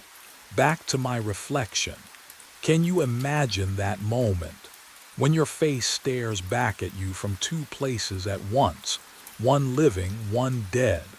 The figure in the photo had the same jawline, same height, same way of standing with weight shifted slightly to the left. I dropped the phone. It clattered against the passenger seat, screen still glowing, that blurred figure still waving from 9 years ago. My breath came in short, shallow gasps. The car felt smaller, tighter, like the walls were creeping inward. No, this wasn't possible. But the collar said 2015. The photo on my phone said March 7th, 2015. The article said March 17th. 10 days apart. 10 days. And then someone burned. I grabbed my phone again, hands slick with sweat. I needed to see the house. Now. Needed to prove this was a coincidence, a mistake. Someone who just looked like me. The screen flickered. Just for a second. When it stabilized, the article had changed. No, not changed. I was seeing something I'd missed before. At the very end, a single line in smaller text. Neighbors reported seeing a dog at the property for weeks after the incident. German Shepherd. No collar. Attempts to capture unsuccessful. Max. Max had been there after the fire, after someone died, after I. What died? Disappeared. The temperature in the car dropped so suddenly I could see my breath, and underneath the scent of old coffee and pine air freshener, something else crept in. Faint but unmistakable, copper and wet dog. I looked up at the rear-view mirror. For just a moment, less than a heartbeat, I swore I saw someone sitting in the back seat. Same dark hair, same face, but burned. What I didn't know yet was that when I turned around to look, the truth waiting in that empty seat would follow me home. I didn't look at the rear-view mirror again. Not once. Not the entire drive home. The key to apartment 4 billion sat in my pocket like a cold stone. I'd carried it for weeks now, following Max, returning it under the mat, pretending everything made sense. What would you do if every shred of evidence pointed to your own death? Would you keep pretending? Keep walking? I parked outside the Millbrook complex and sat there, engine ticking, hands shaking. The building manager said 4 billion was vacant. No tenant since 2014, but the key worked. The dog bed was real.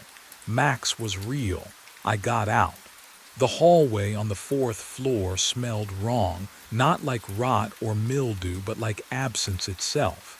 Like air that hadn't moved in years. The brass key scraped against the lock, too loud in the silence. The door opened. Empty. Not just unfurnished. Empty in a way that felt deliberate. No dust patterns where furniture once stood. No marks on the walls. Just bare floorboards and a dog bed in the center of the room, Max's name stitched in faded blue thread. And beside it, a framed photo lying face up.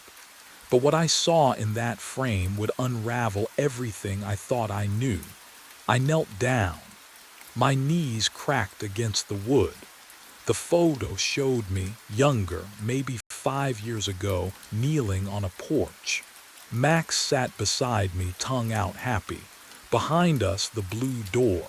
And beyond that, through the window, smoke. Gray tendrils curling against glass. March 7th, 2015. The date was written on the back in my handwriting. I lifted the frame. The glass caught the dim hallway light, and my reflection stared back. Not me. Not exactly. The eyes were hollow, burned edges around the sockets. Mouth open in a silent scream I couldn't hear. And then, footsteps in the hallway behind me. The footsteps stopped just outside the door. I froze. Photo frame still gripped in both hands, glass pressing cold against my palms. The burned reflection stared back at me from its surface. Mouth twisted in that silent scream I couldn't hear but somehow felt vibrating in my chest. Then the voice came, low, familiar, like hearing a recording of yourself played back through water. Max has been walking himself for 9 years, trying to bring me home. The air in the hallway smelled wrong. Not musty or stale like an abandoned building should smell, but clean. Antiseptic, like a hospital corridor at 3 in the morning. I died in that house. My breath caught. The frame slipped an inch in my sweating grip. You're me. You just don't remember yet. I spun toward the doorway. Empty. The hallway stretched in both directions, fluorescent lights buzzing overhead, flickering in a rhythm that felt deliberate. Doors lined the walls, all closed, all silent.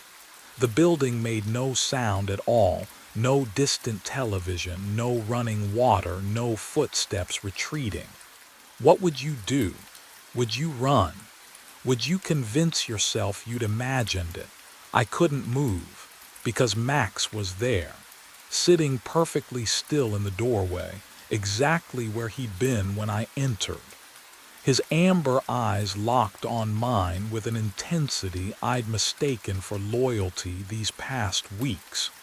His tail lay flat against the floor, unmoving. Dogs wag when they see their owners. Dogs shift their weight, pant, tilt their heads. Max did none of those things. He just watched, like he was waiting for me to understand something I should have known all along. But what I didn't know yet was that understanding wouldn't save me.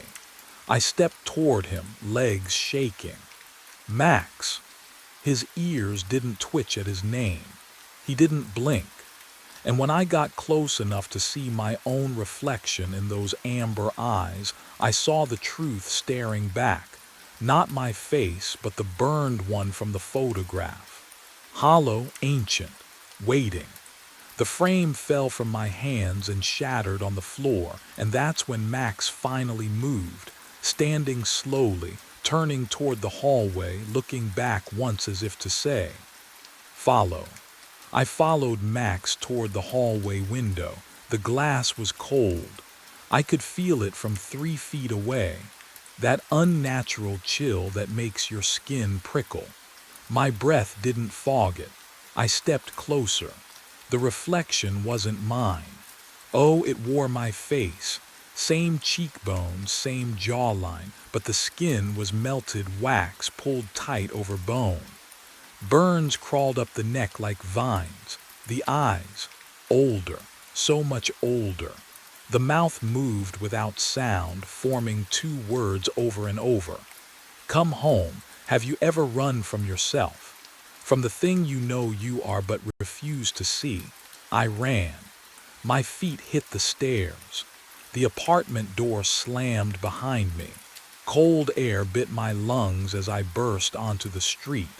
I didn't think, didn't need to. My body knew the route.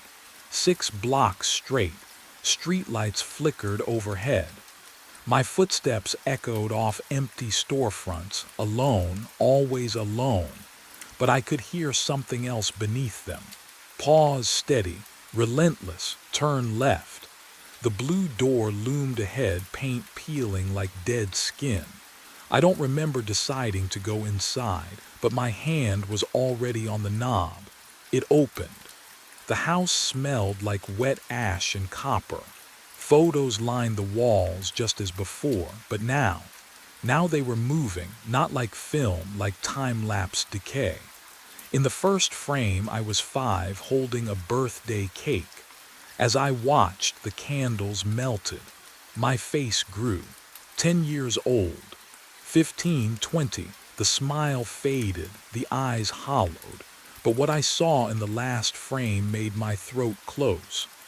Max sat on the mantel beside his collar, perfectly still. Not a dog anymore. Never a dog, just waiting. His amber eyes locked onto mine.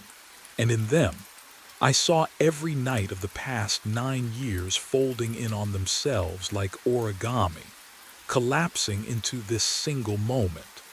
And I realized the route had never been about walking him home at all. The glass didn't shatter, it parted like water, like smoke. The reflection stepped through and the smell hit me first, ash and copper and something older. Charred meat left too long in summer heat. My stomach twisted, but I couldn't look away. Because it was me, my face, my height. My posture, the slight forward lean from years of walking dogs in the cold. But the skin, oh God, the skin was wrong, melted in places, stretched too tight over the left cheekbone. The eyes were mine, though, same green, same exhaustion. It raised one hand, palm up, offering. You don't have to be afraid, it said, and the voice was mine too, just deeper. Smoke damaged. My legs wouldn't move. I wanted to run. I wanted to scream. But all I could do was stare at that outstretched hand, at the burned scars crawling up the wrist like roots. 9 years, it whispered. Max has been so patient. I turned. Max sat on the mantel, perfectly still, watching, waiting. What?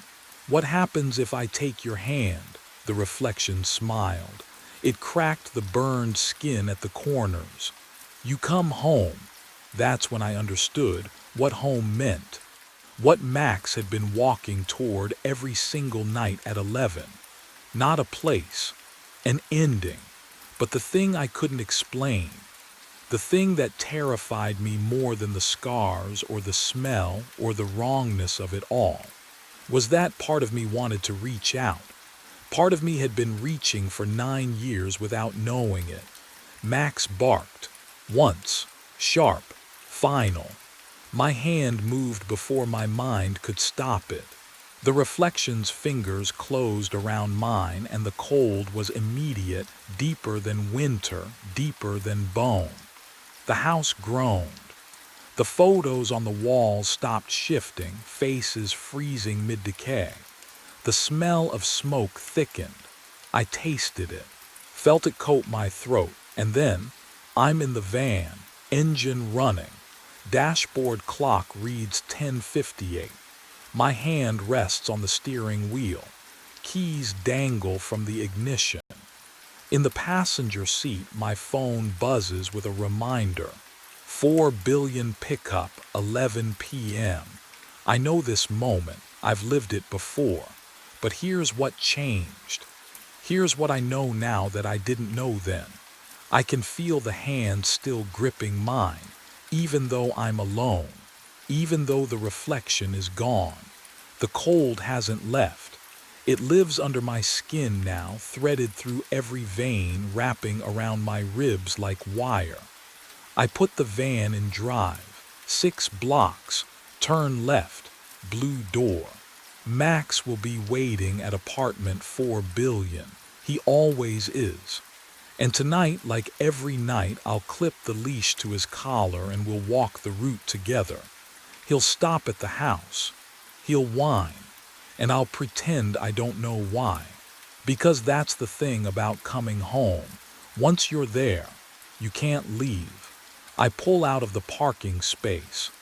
The radio crackles to static, and beneath it I hear breathing that isn't mine. The rearview mirror shows my face, just my face. For now, but I know what's waiting in the glass. What's always been waiting. And I know that one night, maybe tonight, maybe in another 9 years, I'll look in that mirror and see the reflection staring back. And it will smile, because we're the same now. We always were. The van turns left. The blue door waits ahead. Max is already sitting on the porch. Someone slid into the booth across from me. I didn't look up, not right away. I was staring at the clock above the counter, 4:42 a.m., watching the second hand drag through mud. 5 minutes left. 5 minutes until 4:47 when the article said I would die.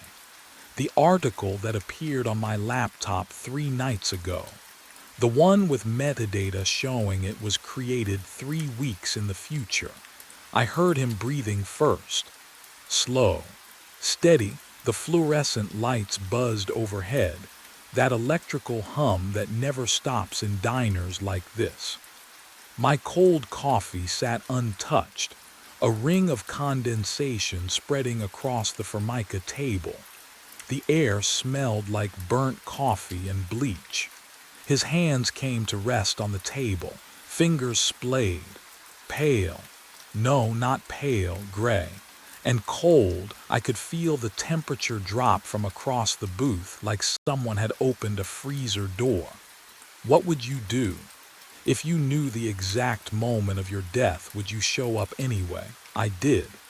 I came back to the Nidal Diner for 3 nights straight, reading that impossible document over and over. Heart attack. 4:47 a.m. Booth 7. I memorized every word, searching for a way out, but what I found instead, what the article didn't mention, was who I'd be sitting with when it happened. The stranger shifted. Vinyl creaked under his weight. I kept my eyes on my laptop screen, watching my reflection in the black glass, and his reflection behind it. Hollow eyes, skin the color of old newspapers, a face that shouldn't exist. But what terrified me most wasn't how wrong he looked. It was how familiar he was. It started 3 nights earlier. Saturday night, 1:15 in the morning. I pushed through the restroom door back into the diner's fluorescent hum, the smell of burnt coffee thick in my throat.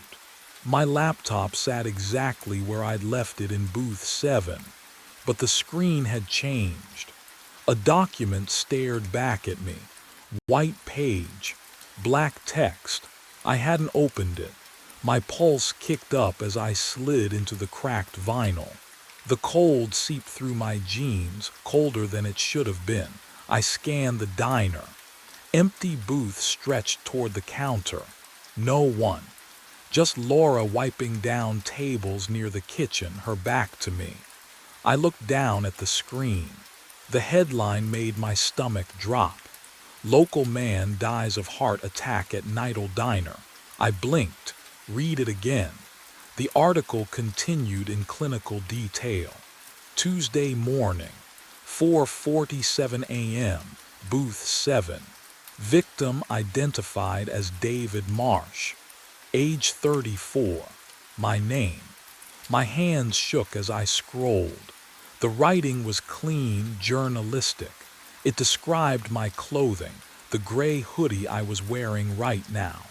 It mentioned my laptop, my coffee habit, Laura's statement to police. Everything felt specific, intimate. Wrong, but what I saw next made my breath catch. I right-clicked the document, properties, metadata loaded, created date. I had to read it 3 times before my brain accepted what my eyes were seeing. 3 weeks from now. The file had been created 22 days in the future, after my supposed death. Can you imagine staring at your own obituary written by? What? Time itself. I stood so fast the booth squeaked, spun around. Someone had to be here. This was a prank, had to be. I checked under the table, the adjacent booths, even behind the counter. The security camera above the register stared down like a dead eye. Nothing. No one. Laura appeared at my elbow with the coffee pot. "Third cup, hun." I flinched. Did anyone come near my table while I was in the restroom?" She tilted her head, expression flat. "Just you and me here tonight, same as always." The coffee poured, steam curling between us. It smelled metallic. Wrong.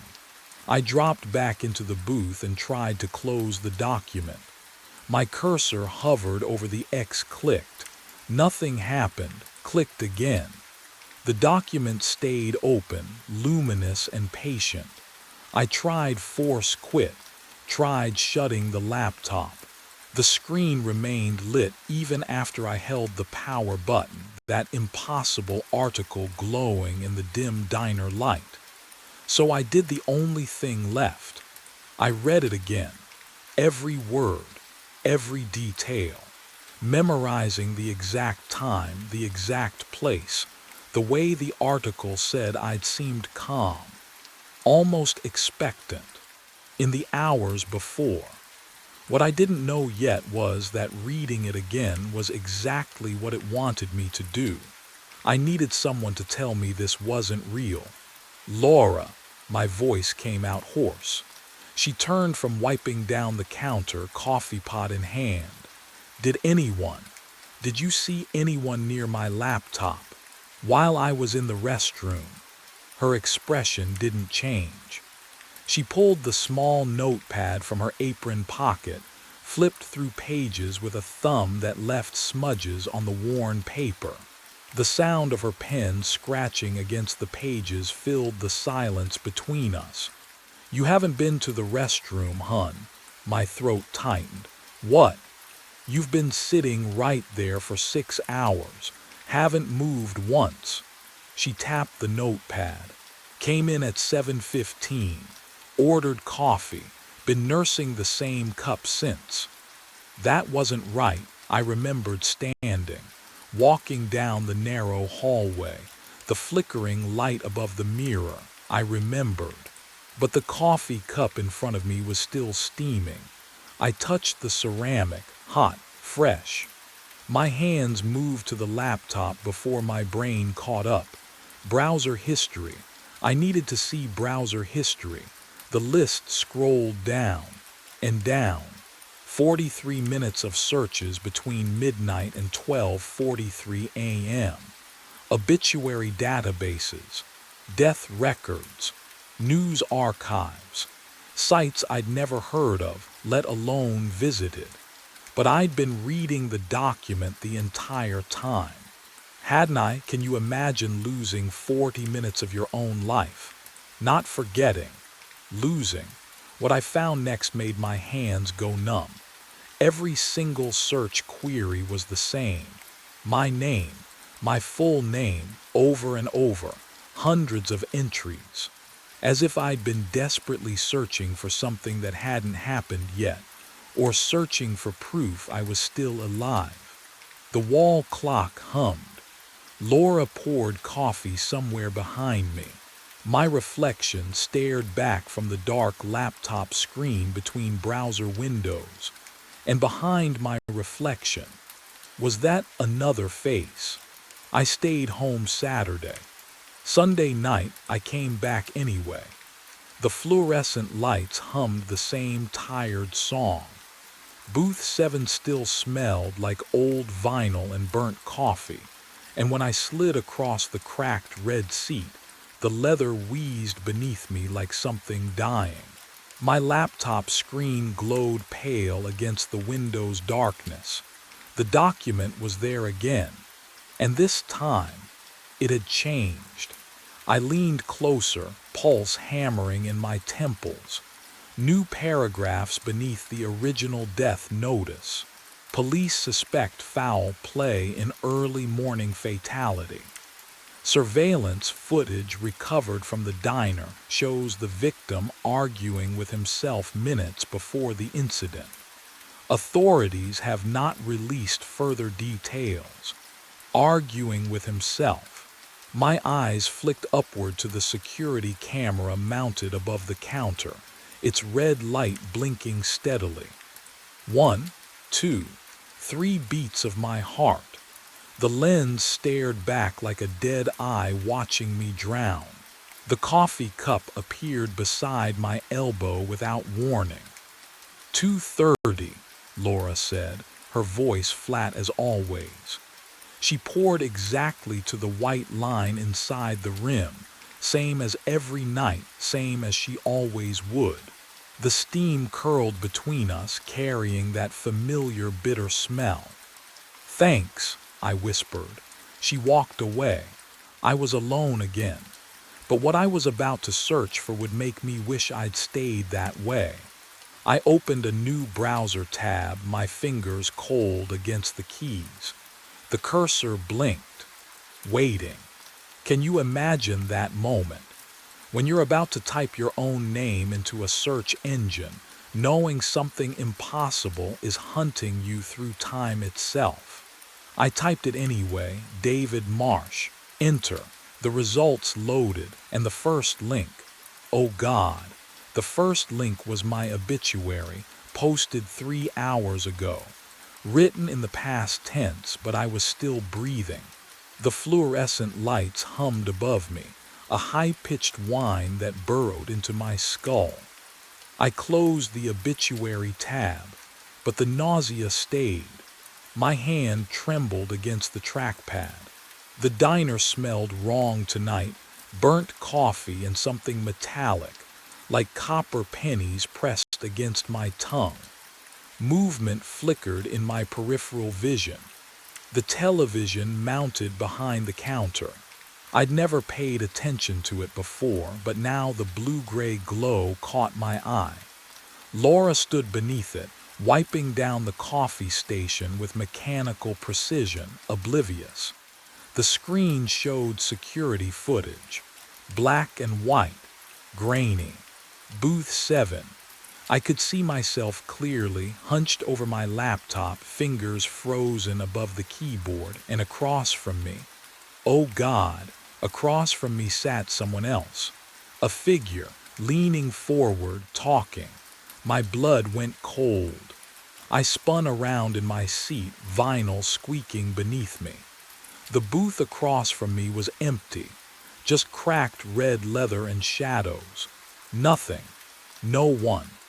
I turned back to the screen, pulse hammering in my ears like fists against a door. On the feed, my lips were moving, answering, having a conversation with. The figure's posture was familiar in a way that made my stomach drop. The tilt of the head, the set of the shoulders.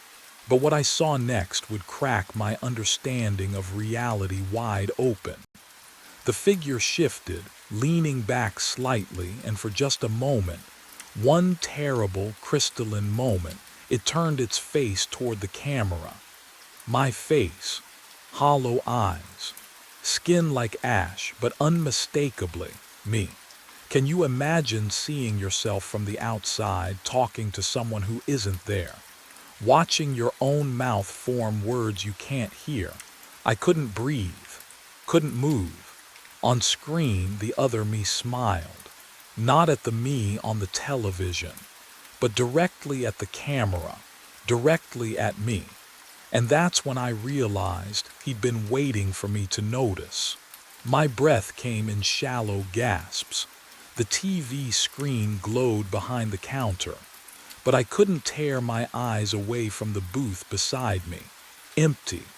The vinyl across from me cracked and worn. No one there. Then I heard it, my own voice. Behind my left ear, close enough to feel breath that never came. Stop coming here. Ice crawled down my neck. The fluorescent lights hummed their eternal drone, but underneath, that whisper, my whisper. I'm trying to warn you. I spun around.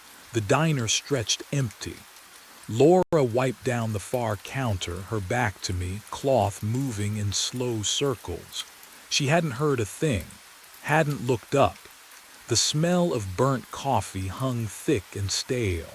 Tuesday at 4:47 a.m. You meet yourself. The voice threaded through my skull, intimate and wrong. One of you doesn't leave. Where are you? I rasped into the empty air. Silence. Just the hum, just Laura's cloth on laminate.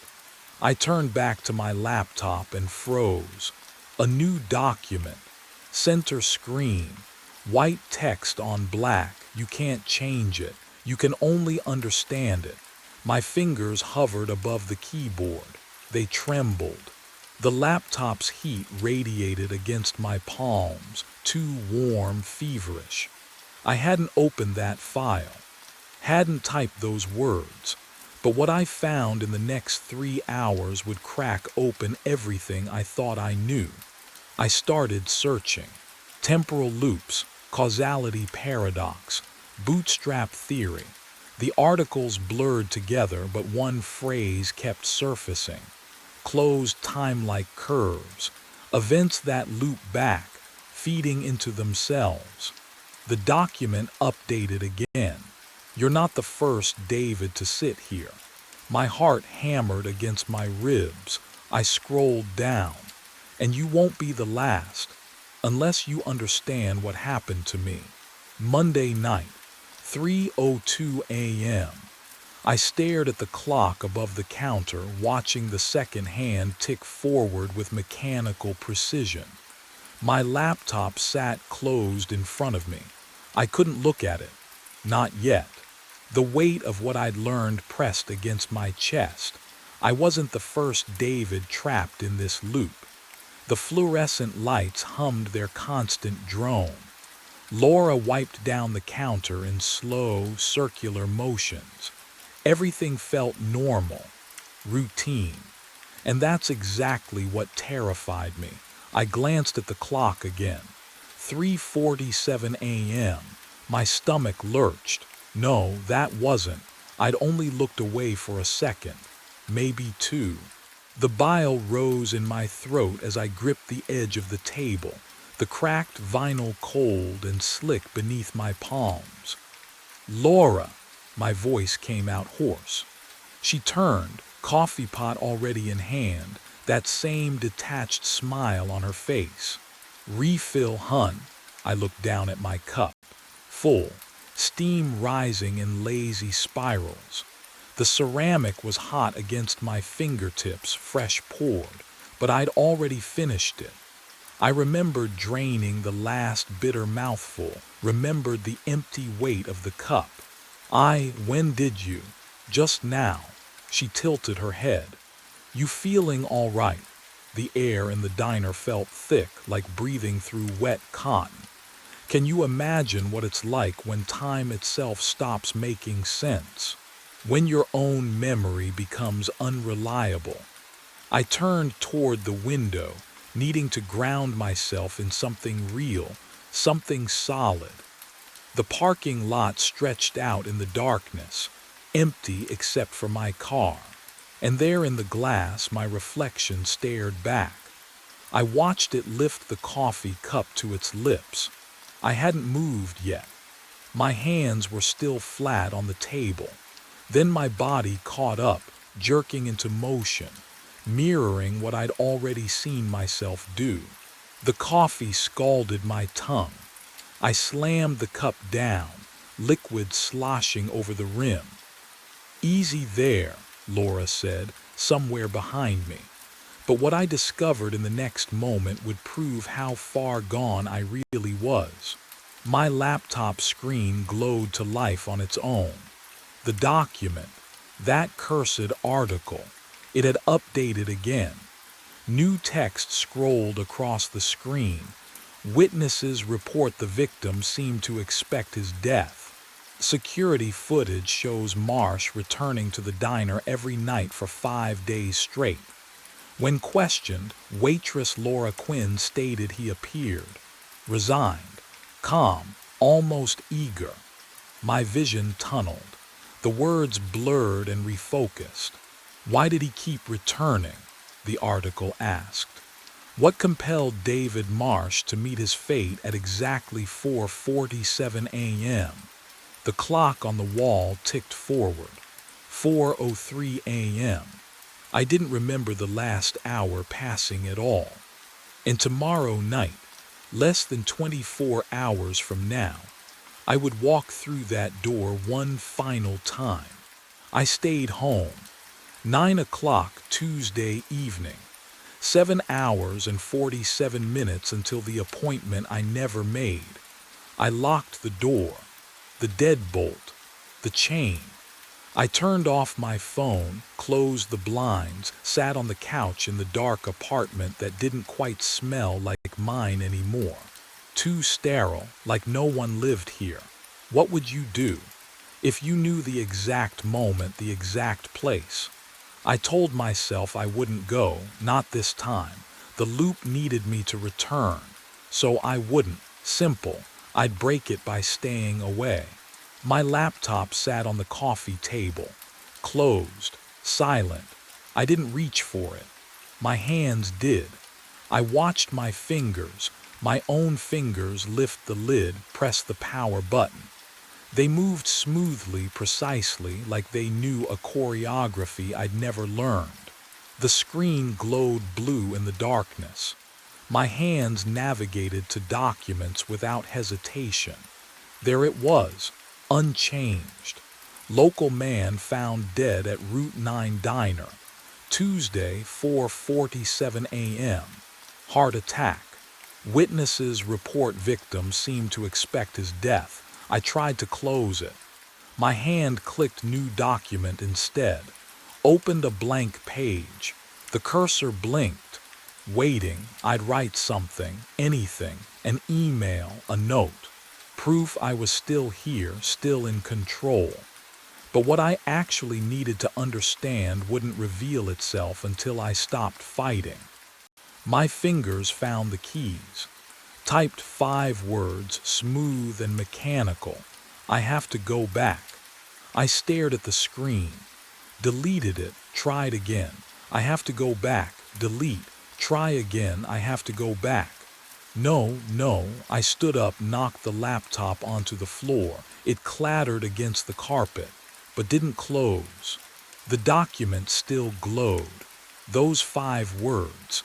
I backed away until my shoulders hit the wall. The clock on the microwave read 11:53, then 12:28. I don't remember the minutes between. I was holding my car keys. The metal was cold against my palm, edges biting into skin.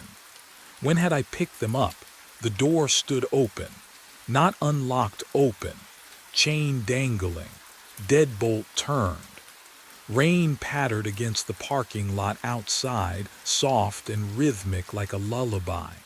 I should go back inside, lock the door, wait it out. Instead, I walked to my car. My legs carried me smoothly, inevitably. I wanted to scream, but my jaw wouldn't open. I was a passenger in my own body, and maybe I had been for days. The engine started, my hands on the wheel. 10 and 2 exactly right. Windshield wipers swept rain away in steady intervals. The road was empty. Route 9 stretched ahead, slick and black. 12:41 a.m. I tried to turn the wheel, go anywhere else. The mountains, the coast, Canada. The car stayed on Route 9. At 12:59 I saw the lights, fluorescent, familiar. The Nidal Diner parking lot held only 2 vehicles, Laura's sedan and the space that was always empty, waiting for me. I pulled in at 1 o'clock exactly. The rain had stopped. When had that happened? I crossed the parking lot, pushed open the glass door. The bell chimed, a sound I'd heard 100 times, but tonight it rang hollow, final. Booth 7, empty, waiting. I slid onto the cracked red vinyl. My laptop was already open in front of me. I didn't remember bringing it from the car. The document glowed on the screen. 3 hours and 47 minutes. Footsteps approached. I smelled coffee before I saw her, dark roast, bitter and burnt from sitting too long on the burner. Laura placed the cup in front of me, didn't ask, didn't speak. Her eyes were distant, mechanical. She'd done this before, many times. I wrapped my hands around the mug. The heat should have burned, but I barely felt it. Outside the window, my reflection stared back. Its mouth moved first. Then mine followed a half-second later. The diner was empty except for us. The clock above the counter ticked forward, but something felt different tonight. The air was thicker, heavier, every breath took effort. At 4 a.m., the real nightmare would finally begin. 4 o'clock came without sound. The wall clock behind the counter hung frozen at 3:58 a.m. No second-hand movement. No electrical hum from the fluorescent lights overhead. Even the rain outside had stopped mid-streak against the window. Suspended droplets catching the sickly yellow glow like insects trapped in amber. My heart slammed against my ribs. Each beat too loud, too fast. The only sound in the entire diner was my own pulse thundering in my ears and the shallow rasp of my breathing. Can you imagine that kind of silence? The kind that presses against your eardrums until they ache. Laura stood motionless behind the counter, coffee pot in hand, eyes focused on nothing, not blinking. I watched her for 30 seconds, counted each one, and she didn't breathe. The steam from the pot had stopped rising. Time hadn't stopped. It was waiting. The coffee in my cup had gone cold. Not lukewarm, ice cold. I touched the ceramic with trembling fingers and felt the chill seep into my bones. When I pulled my hand back, condensation beaded on the outside of the mug like it had been sitting in a freezer. The smell hit me then. Burnt coffee and something underneath it. Something metallic and wrong, like copper pennies left in the rain. I checked my laptop. The document was still there. Heart attack. 4:47 a.m., 7 minutes away. No, 47 minutes. I glanced at my watch, 4 a.m. exactly. But when I looked up at the wall clock again, it read 4 a.m., not 3:58 anymore. The silence stretched and stretched. My breathing echoed too loud in the frozen space, and I realized with creeping horror that I was utterly alone, even with Laura standing 10 feet away, even with my own reflection staring back from the window. But what happened at 4:23 a.m. would prove I'd never been alone at all. The minutes crawled. I tried to move from the booth, tested my legs, my arms. Everything worked. I could stand, walk to the door, but I didn't. Some part of me understood that leaving wasn't an option anymore. The loop had me. At 4:15 a.m., according to my watch, the temperature dropped again. My breath misted in front of my face. Frost began creeping across the window beside me, delicate patterns spreading like veins. At 4:23 a.m., Laura blinked. Just once. Then she turned her head toward me with mechanical precision and smiled. Her lips didn't move right, like she'd forgotten how the expression worked. She set down the coffee pot and walked into the kitchen. The door swung shut behind her with a soft squeak that sounded deafening in the silence. I was alone now, truly alone. The clock ticked forward, 4:24 a.m. The second hand moved, once, twice, then stopped again. My laptop screen flickered. New text appeared beneath the article, typing itself one letter at a time. He's coming. I didn't ask who, I already knew. At 4:42 a.m. exactly, I heard footsteps, not from the entrance, from the hallway leading to the restroom. Slow, deliberate, the sound of dress shoes on linoleum, the same shoes I was wearing. They stopped just behind me. The vinyl booth across from me creaked as weight settled into it. I couldn't look up. My eyes stayed locked on the coffee mug, on my own white-knuckled hands gripping the table edge. Every instinct screamed at me to run, but my body wouldn't obey. David, my name in my own voice, but wrong, flatter, emptier, like a recording played through a broken speaker. I forced my eyes up. The face looking back at me was mine. Same jawline, same crooked nose I broke in college, same scar above the left eyebrow, but the eyes were hollow, not figuratively, literally hollow, sunken deep into gray skin that looked waxy and cold, the texture of something that had been dead for days. His lips were bloodless. When he smiled, I saw my own teeth, but they looked too white against the corpse gray of his gums. "You kept the appointment," he said. His hand reached across the table. I watched my own fingers, long and thin, pianist's fingers my ex-wife used to call them, extend toward me. The nails were clean, no wedding ring, just like mine. But when his fingertips brushed the back of my hand, they were ice cold. Not cold like the coffee, cold like a body pulled from a freezer. "Now I can explain what happened 3 weeks ago," the other David said, his hollow eyes never blinking.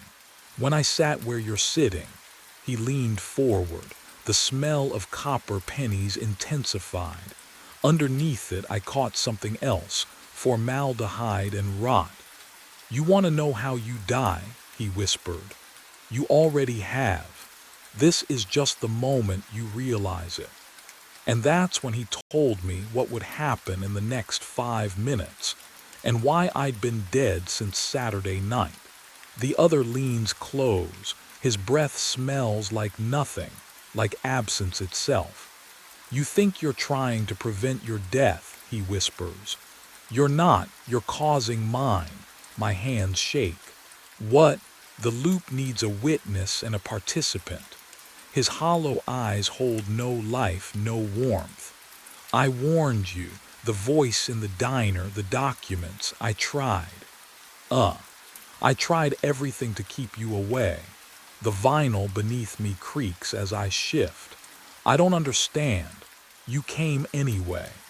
His gray lips pull into something that might have been a smile once. "Just like I did. 3 weeks from now, you'll be sitting where I am, warning the next David, and he won't listen either. Can you imagine, knowing you're trapped, that every choice leads back here, but something in his words doesn't fit? If you're me, why do you look like? What happens when you exist outside your own timeline?" He stands slowly. The fluorescent lights buzz louder. "You decay." At 4:47, my chest tightens. A pressure builds behind my ribs, not pain. Recognition. The other walks toward the restroom. His footsteps echo wrong. Delayed by half a second, I follow. I have to. The narrow hallway, the flickering light. He stands before the mirror, and I see it then. Only one reflection staring back. Mine. He turns, steps forward. His cold hand touches my chest, directly over my heart. "Thank you," he breathes. "Now I can rest." The pressure releases. I stumble backward. The hallway is empty. I'm alone. I walk back to booth 7, and outside, Laura pushes through the kitchen door at 4:50. She approaches the corner booth. Empty. The coffee is still warm. The fabric felt wrong the moment I touched it. Cold. Too cold for something that had just finished a hot cycle. I pulled the bundle from washer 7, and the fluorescent lights overhead buzzed louder, as if they were listening.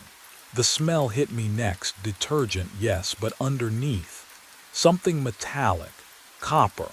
I unfolded the wet uniform, navy blue, security guard patch on the shoulder, and stitched across the chest pocket in white thread, Owen Brady, my name. My hands shook as I dug deeper into the drum. Keys. My keys, the ones with the bottle opener keychain my sister gave me 3 years ago. My wallet, leather warped and swollen. And a phone, not mine, newer. I pressed the power button. The screen lit up my face in cold blue light, and there was only one file saved. A video, time-stamped 6 months ago. January 14th. I should not have played it. The footage was grainy, security camera quality. The parking lot outside, I recognized the cracked asphalt, the 2 flickering streetlights. A man walked toward a sedan. He moved the way I move, shoulders hunched, hands in pockets. Then headlights flooded the frame. The impact was soundless, but I heard it anyway. The wet crunch of metal meeting bone. The body, my body, crumpled against the hood and rolled to the pavement. The car did not stop. Tail lights disappeared into the dark. The timestamp blinked, 1:30 a.m., but that was impossible. I had never worked here 6 months ago. I had never. The door chime rang. I looked up. A man stood in the entrance, garbage bag in hand, staring at me with hollow, unblinking eyes. The clock on the wall read 1:30 a.m. What he did next would prove I had been dead all along. My mind raced back. 4 nights earlier. The shift had started like all the others. 10 p.m. Fluorescent lights buzzing overhead, that sharp detergent smell already burrowing into my nostrils.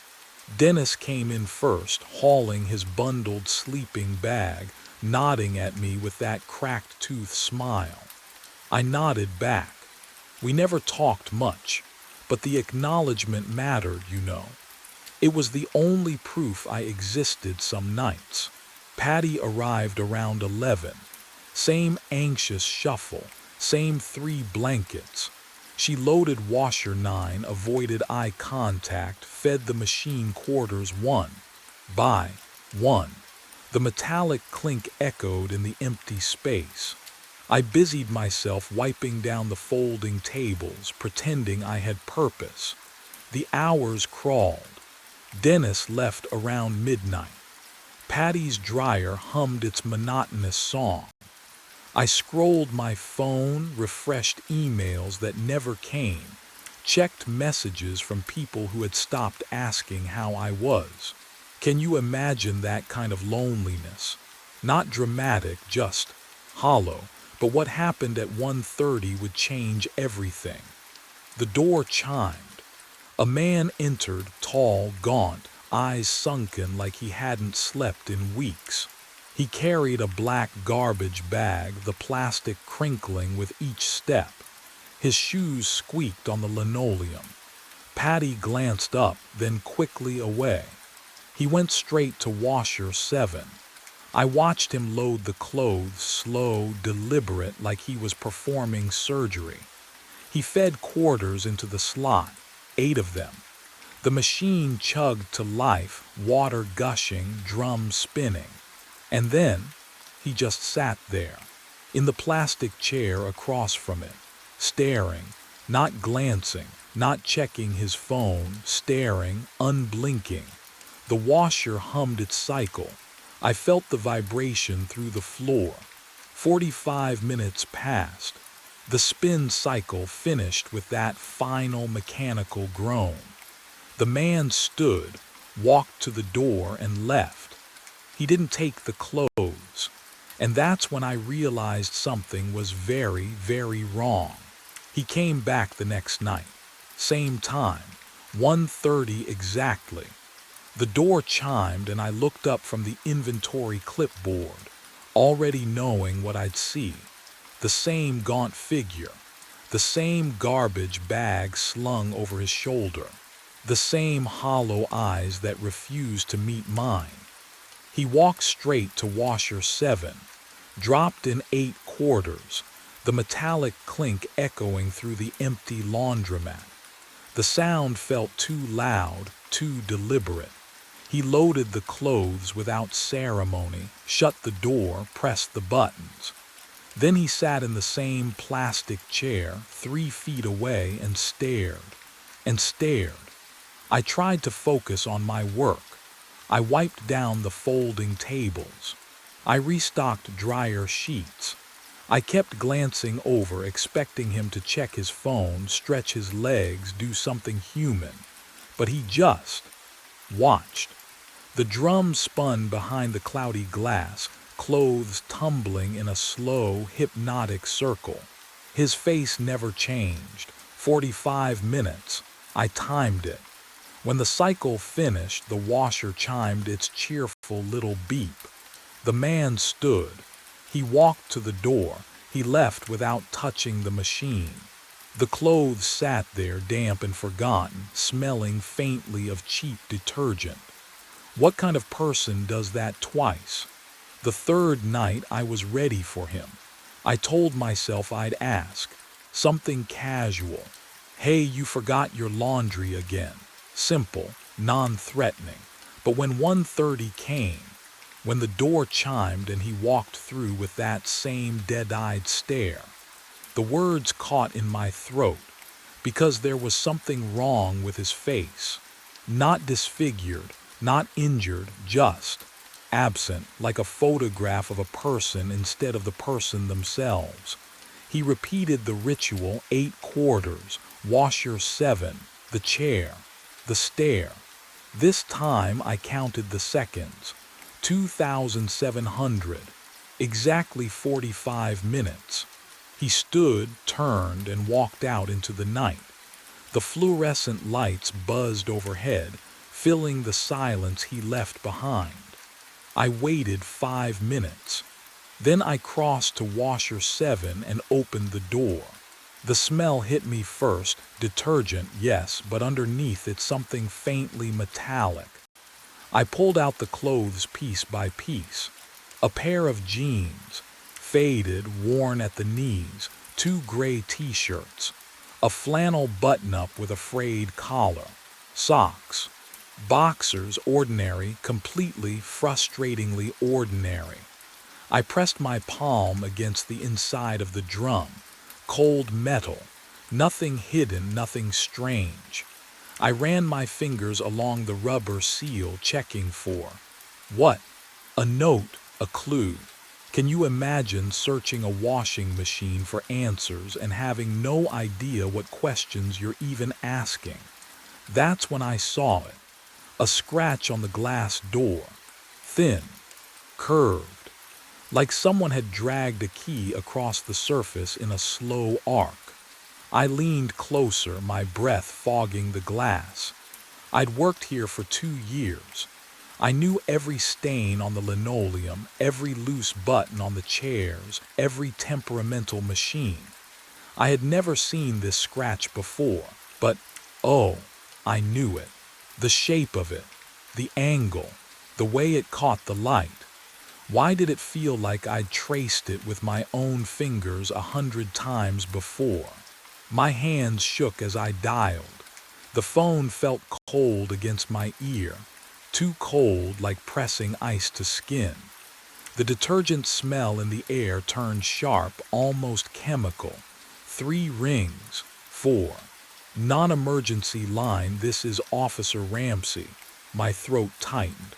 I need to ask about a case. A hit and run. Outside the Suds and Spin laundromat on Archer Street. Keys clicking on the other end. Slow, mechanical. Date of incident. 6 months ago, January 14th. More clicking. A long pause that stretched too thin. The fluorescent lights above me buzzed louder, vibrating through my skull like static. "We have that file," Ramsey said. His voice was flat, professional, detached in a way that made my stomach drop. Victim was Owen Brady, 34 years old, struck by a vehicle at approximately 1:30 a.m., declared dead at the scene. The floor tilted. That's me," I whispered. "I'm Owen Brady." Silence. "Sir, I don't know what you're—" "I'm telling you I'm Owen Brady. I work here. I'm standing in the laundromat right now." "Sir." His tone shifted, careful. "The way you talk to someone unstable." "Owen Brady was pronounced dead 6 months ago. The case is still open, unsolved." The phone slipped in my sweat-slicked palm. I pulled it away from my ear, and that's when I saw the screen. The date glowed white against black. January 14th. Not 6 months later. Not moved on, today, right now. The walls hummed. Not the machines, the walls themselves, pulsing with that fluorescent static, alive with something I couldn't name. The uniform on the folding table felt heavier, watching me with its empty name tag. But what I didn't understand yet was why the clock still hadn't moved past 1:29. My thumb trembled against the phone screen. I typed my own name into the search bar. The blue glow threw shadows across the dryer behind me, made the fluorescent hum overhead sound louder, sharper. The detergent smell turned metallic in my throat. The first result appeared. Owen Brady. January 14th, deceased. I tapped it. The obituary loaded in pieces, photo first, then text. My face stared back. Not a selfie I recognized. My sister must have chosen it. The article beneath used words like tragic and unsolved and community loss. I scrolled past the service details, past the survived by line that listed my sister Claire, my parents, past the part that said in lieu of flowers. I kept scrolling, but what I found next would prove far worse than any obituary. The news article appeared third in the search results. Local man killed in hit and run outside laundromat. I clicked. The page loaded slowly, each line of text appearing like a sentencing. The journalist had been thorough. Time of impact: approximately 1:45 a.m. Victim pronounced dead at scene. No witnesses. Security footage inconclusive. There was a photo. Grainy, dark parking lot. Yellow police tape. And beneath a blue tarp in the center of the frame, a shape. My shape. My hands went cold, not nervous cold. Dead cold. I opened my contacts, found Claire. Typed fast before I could think. "It's Owen, I'm alive, call me." The message sent. Delivered, but no response came. No 3 dancing dots. Nothing. I dialed my landlord. The phone rang once, then a recorded voice. "The number you have reached has been disconnected." I tried my parents. Disconnected. I tried the convenience store below my apartment. Disconnected. Every number I called, every person I texted, led nowhere. But then I heard something that made my blood freeze entirely. I wasn't going to wait until 1:30. The clock above the register read 1:15 a.m., 15 minutes before whatever was supposed to happen, before the man came through that door, before time folded in on itself again. I grabbed my jacket and shoved my phone into my pocket. My hands shook, but I moved anyway. The fluorescent lights hummed louder as I crossed the tile floor. Each step echoed wrong, like the room was listening. I reached the front door and pulled. Nothing. I pulled harder. The handle was ice cold under my palm, colder than metal should ever feel indoors. The lock was turned to open position, but the door wouldn't move. "Come on," I whispered. My breath fogged in front of my face. When did it get so cold? I slammed my shoulder into the glass. Pain shot down my arm. The door didn't even rattle.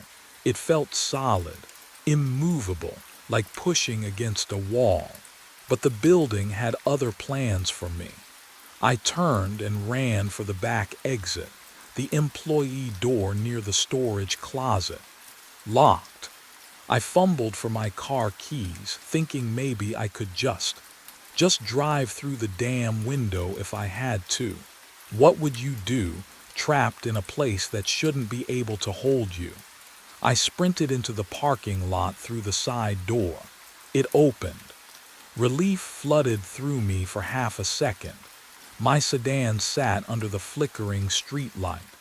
I jammed the key into the ignition and twisted hard. The key snapped. Clean. Sharp. The metal broke in my hand like it was made of glass. I stared at the jagged edge, and the detergent smell from inside rolled over me in a wave, thick, chemical, suffocating. Then I blinked. The clock read 1:29 a.m. I was standing in front of washer 7. The door was already open, waiting. Inside, folded neatly, the uniform lay damp and ice-cold against my fingers. What happened in those missing 14 minutes, I still can't fully explain. But I knew one thing with absolute certainty: something was coming. And this time, I wouldn't be able to run from it. The door chime rang. 1:30 a.m. Exactly. He walked in with the garbage bag just like before. Same stride, same blank expression. But this time I was waiting. This time I wasn't going to let him load that washer and disappear into the fluorescent hum. Stop, my voice cracked. Just stop. He froze 3 feet from washer 7. The bag slid from his grip, quarters rattling inside. Up close I could see the exhaustion carved into his face. Lines too deep for sleep deprivation alone. Shadows under his eyes that looked permanent. You know, I said. My hands trembled. Don't you? You know what's happening. His mouth opened, closed, opened again. I'm sorry. The words came out like a confession pulled from somewhere deep and rotten. I'm so sorry, Owen, my name. He said my name. Who are you? Leonard Watts. He swayed slightly as if standing required effort he no longer possessed. I am, the driver. The fluorescent lights buzzed louder. The room tilted. You hit me. The words felt strange in my mouth. 6 months ago, in the parking lot. He nodded, once, sharp, final, and now I'm trapped. His voice barely rose above a whisper. I wake up every night at 1:30 a.m. I drive here. I watch you. He swallowed hard. I watch you walk outside. I hear the impact. I see you fall. Can you imagine that? Watching someone die every single night. The same death, the same moment. But what he said next made my blood freeze. I've tried everything, Leonard continued, his voice hollow. Warnings, blocking the door, slashing my own tires. Nothing works. He looked at me then, really looked at me, and I saw something worse than guilt in his eyes. Desperation. You always walk outside, and time resets. The smell hit me then, sharp and unmistakable. Gasoline, burnt rubber, clinging to his jacket like a ghost that wouldn't let go. The scent crawled into my nose, my throat, familiar in a way that made my stomach turn. I stepped back. He stepped forward. How many times? I asked. His laugh came out broken. I stopped counting at 100. The washer behind me hummed. The uniform inside was still damp, still cold, still waiting. And that's when Leonard's eyes shifted past me to the machine and his face went pale, because what he saw there was something he had never seen before. The gasoline smell grew stronger as Leonard swallowed hard. That night, something broke. His voice cracked on the last word. I hit you at 1:32 a.m. Watched the paramedics load you into the ambulance. Drove home. Sat in my living room for 6 hours staring at my hands. His fingers trembled now against his thighs. I could see the knuckles blanched white. I fell asleep on the couch, he continued. Woke up behind the wheel, engine running. Clock said 1:30 a.m. He laughed, a hollow, airless sound. Thought I dreamed it. Then I saw you through the window folding towels at the counter. The fluorescent lights hummed louder. My mouth tasted like copper. How many times? I whispered. 147. The number fell between us like a stone. Give or take. I stopped counting after 90. What would you do if you killed someone and had to watch it happen again? And again. And again. I tried everything, Leonard said, his voice barely audible now. First time I ran inside, warned you, begged you not to go outside. You looked at me like I was insane. He rubbed his face with both hands. You walked out anyway at 1:58 a.m., right on schedule. But what he told me next changed everything. I disabled my car. slashed the tires, threw the keys into the storm drain. His eyes were bloodshot, rimmed with exhaustion I could almost feel in my own bones. Doesn't matter. The loop resets every time you step outside, every single time. And I wake up in the driver's seat, with the engine already running. The parking lot engine idled louder beyond the glass. Leonard's gaze dropped to the uniform still clutched in my hands, and something like recognition flickered across his hollow face. Leonard's face went pale. "That's it," he whispered. "The uniform, it's the anchor." I stared at the fabric in my hands, still cold, still damp. "What do you mean?" "Every time I've watched you," his voice cracked. "You're always wearing it when you step outside. Always. The loop doesn't reset when you walk out. It resets when you walk out wearing that." My fingers tightened around the polyester. The name tag felt like ice against my palm. Could it really be that simple? Destroy the uniform, break the loop. "Help me," I said. We dragged the plastic chairs to the door, wedging them under the handle. Leonard shoved the vending machine. It scraped across the tile with a metallic shriek that made my teeth ache. The fluorescent lights buzzed louder as if protesting. I grabbed the uniform and pulled. Hard. The fabric resisted, then tore with a sound like ripping skin. Leonard seized Washer 7's door and yanked it open. The metal hinges screamed. He kicked the drum, once, twice. The third time something inside cracked. The detergent smell intensified, sharp chemical, suffocating. "Keep going," Leonard panted. Sweat gleamed on his forehead. I shredded the sleeves, tore the name tag free, stuffed the pieces deep into the broken washer. Leonard pried off the control panel with a mop handle. Wires spilled out like entrails. We stood there, breathing hard, surrounded by wreckage. "It has to work," I said.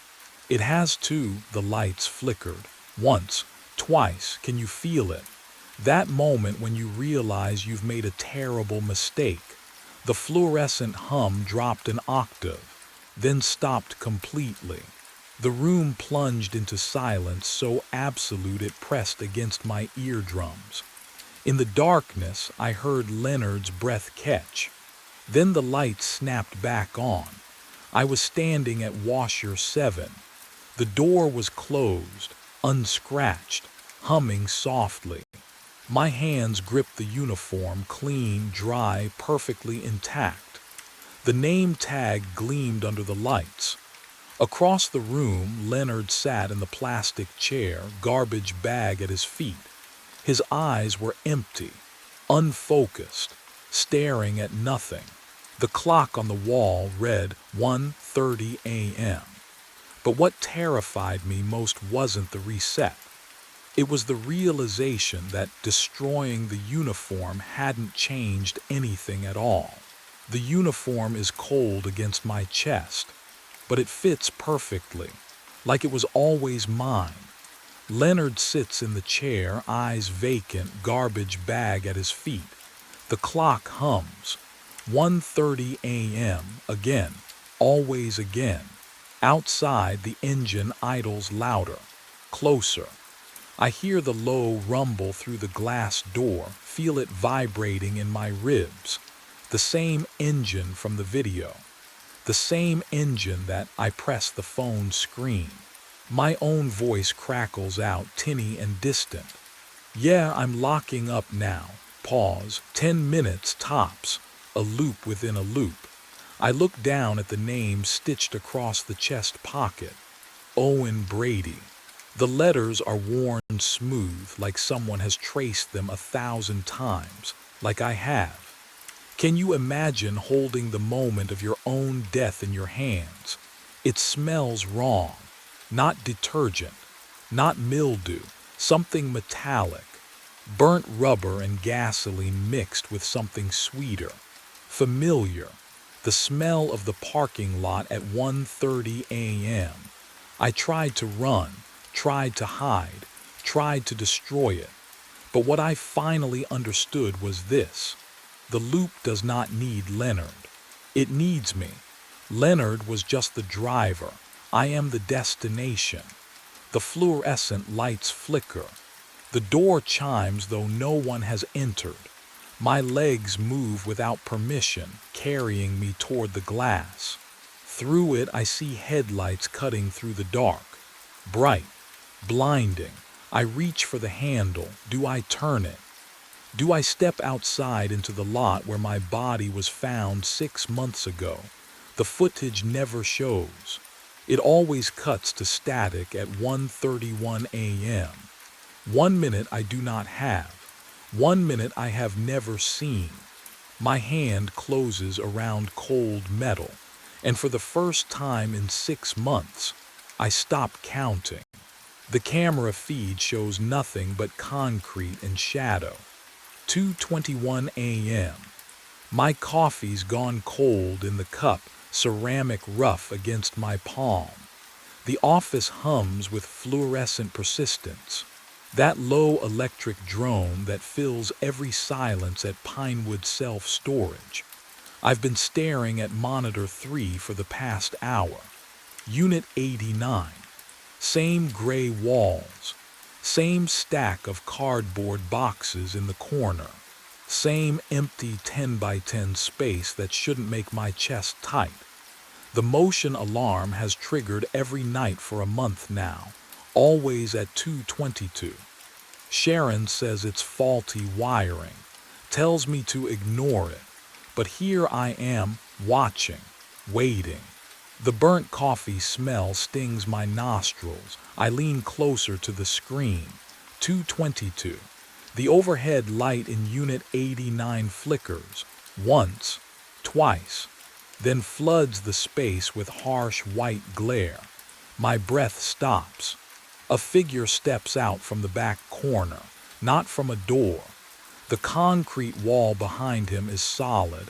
I can see it clearly on the feed. He just emerges, like he'd been standing there in two-dimensional space, wearing my jacket, the brown canvas one with the torn left pocket.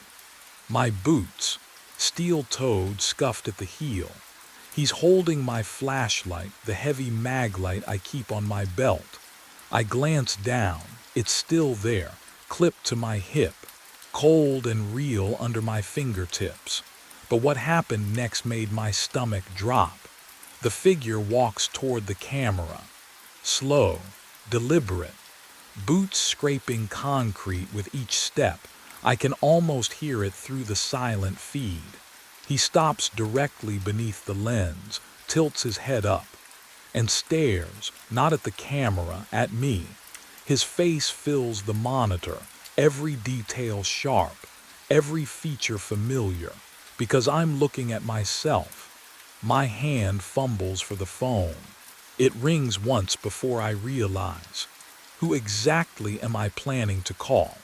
I didn't call anyone. Instead, I pulled up the archive. My hands were shaking as I clicked through folders, each labeled by date. The mouse felt slick under my palm, sweat, I realized. The office smelled like stale air and old coffee. I started with last week, Wednesday, 2:22 a.m.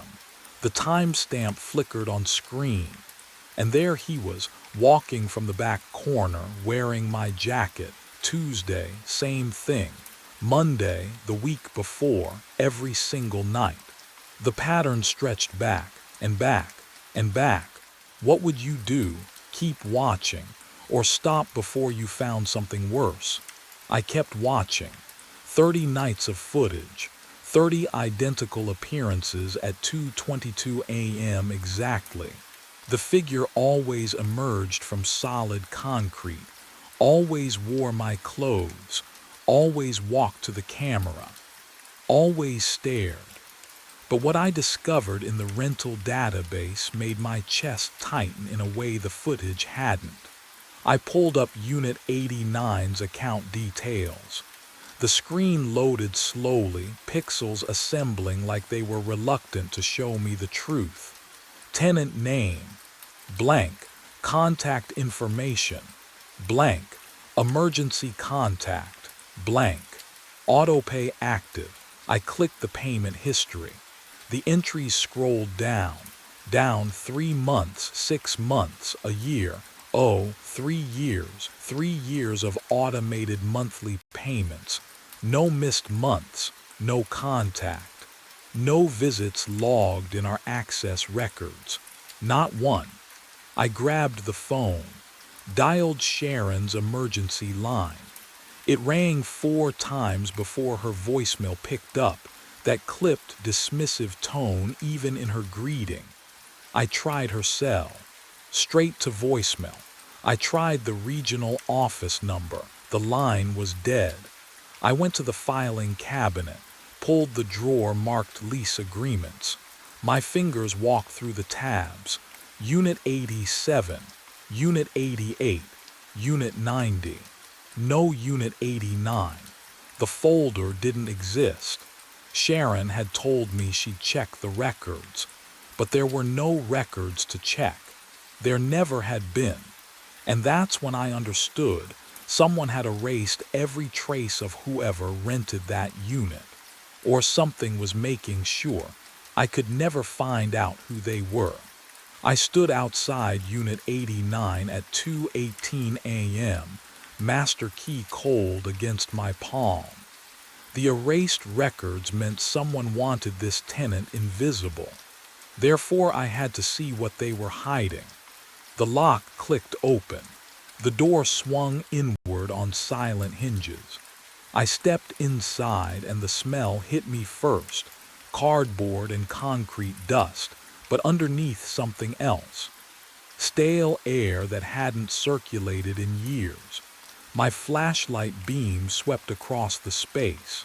Cardboard boxes lined both side walls, stacked 3 high, their surfaces filmed with dust thick enough to write in. 10 by 10. That's all it was. I moved toward the back wall, boots scuffing against concrete. The beam traveled across the surface. Solid. No seams, no door frame, no hinges. Just cold gray concrete that had been poured decades ago. I pressed my palm flat against it. The chill bit into my skin immediately. Deeper cold than it should be. Wrong cold. Can you imagine standing in a locked box, knowing someone identical to you walks out of that solid wall every night? I checked my watch. 2:21. 1 minute. The boxes closest to me had no labels, no markings. I ran my finger across the nearest one, leaving a trail through the dust. Underneath, the cardboard looked new. Fresh. But the dust suggested years of abandonment. My chest tightened. Something here didn't. The overhead light blazed on. I hadn't touched the switch. 2:22 a.m. exactly. The fluorescent tube hummed above me, harsh white light flooding every corner. My shadow stretched long across the floor. I spun toward the door, and that's when I heard them. Footsteps behind me, slow, deliberate, boot heels on concrete. I whipped around, flashlight raised like a weapon. The back wall stared back, empty, solid. The footsteps continued, closer. My breathing caught in my throat. I could hear the leather creak with each step, the exact sound my boots made, but I saw nothing, no one. The steps stopped, right behind me, but what I felt on the back of my neck would make me question everything I knew about that concrete wall. The footsteps stopped. I didn't move, couldn't move. The silence pressed against my eardrums like water at depth. Heavy, wrong. My breath came in short pulls, too loud in the concrete box. Nothing stood behind me, I knew that. I'd seen the empty space when I spun around, but the presence remained, a weight in the air, the feeling of being watched by something that occupied the same space I did. The cold hit next, not gradual, instant. My skin prickled, arms breaking out in goose flesh beneath my jacket. Each exhale turned to white fog, curling in the fluorescent glare. The temperature had dropped 20 degrees in seconds. I could smell it now. That mineral scent of deep earth, of places that never see sunlight. Movement caught my eye. On the nearest cardboard box, ink appeared, fresh, black, bleeding through the brown surface in slow, deliberate strokes. Letters forming one by one, as if an invisible hand pressed a marker to the cardboard. My heart slammed against my ribs. I stepped closer, watching the words materialize. You've been living in Unit 89 for 3 years. The handwriting was neat, careful, familiar in a way that made my stomach twist. You're not the guard, you're the tenant. More words bled through, darker now, faster. Check the employee records. But what I would find there would shatter everything I thought I knew about myself. My breath fogged thicker. The cold burrowed into my bones. Behind me, the metal door whispered shut, a soft click that sounded like a confession. Then the lock. One clean metallic snap. I turned. The door was sealed, and something in the corner began to move. I didn't wait for whatever moved in that corner. I slammed into the door, shoulder first. The metal shrieked against the frame, but the lock held. My breath came in short bursts, fogging the air in front of me, fog that hung there too long, refusing to dissipate. I hit it again, again. The sound echoed through the concrete box, and beneath it I heard something else. Footsteps shuffling closer behind me. The lock gave. I stumbled into the hallway, fluorescent lights buzzing overhead. A half-second delay between the sound and the flicker, like the building itself was out of sync. My boots pounded against the concrete floor as I ran. Every corner I turned looked identical. Every hallway empty. Can you imagine that kind of silence? The kind that presses against your eardrums like water. But what I found in the office would make the silence seem merciful. The filing cabinet sat against the back wall, same as always. My hands shook as I yanked open the employee drawer. Cross, Ethan. The folder was thin. I flipped it open on the desk under the flickering monitor light. Hire date, October 5th, 3 years ago. The same date stamped on Unit 89's rental agreement. My stomach dropped. I turned the page, and there it was. The previous night guard's employee photo, paperclip to the top. My face, my exact face. But the name underneath, Nathan Pierce. I grabbed the rental agreement from the second drawer. The signature at the bottom was unmistakable. Those loops, that slant, my handwriting, I'd signed it 3 years ago. The monitor behind me flickered. All 12 camera feeds blinked to black simultaneously. Then one by one they came back on. And that's when I saw what was waiting in the other units. The monitors flickered back to life, and Unit 34's alarm screamed. The sound tore through the silence, high and piercing, the kind that makes your teeth ache. I spun toward the wall of screens, fingers already reaching for the feed controls, and froze. On camera 34, a figure stood motionless in the center of the frame, wearing my jacket, My boots. Standing the way I stand when I'm thinking, weight shifted to the left, hands loose at my sides. The overhead light carved shadows across a face I'd seen in the mirror every morning for as long as I could remember. My face. The alarm from Unit 57 joined the chorus before I could breathe. Then Unit 112. The shrill electronic wail layered into something that felt like screaming, like the building itself was trying to warn me. I punched up the feeds with shaking hands. Unit 57, another me, this one closer to the camera, staring directly at the lens with eyes that didn't blink. Unit 112, standing in profile perfectly still like a photograph come to life. Can you imagine seeing yourself like that? Not in a mirror, not in a reflection, but standing separate, breathing in spaces you've never been, watching you through glass and wire. What I saw next changed everything. All three versions turned their heads at exactly the same moment. Synchronized, deliberate, all facing their cameras, all staring at me. The office phone started ringing. The sound cut through the alarms, old and mechanical, the kind of ring that demands answering. My hand moved before my mind could catch up, lifting the receiver to my ear. Static hissed across the line, and then my own voice whispered through it. "Stop running. You know where you belong." The line went dead, but what I heard in the static afterward made my blood freeze. The static faded.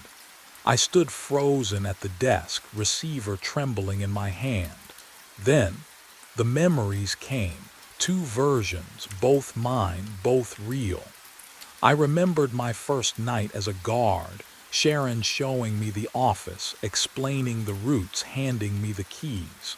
October 5th, 3 years ago.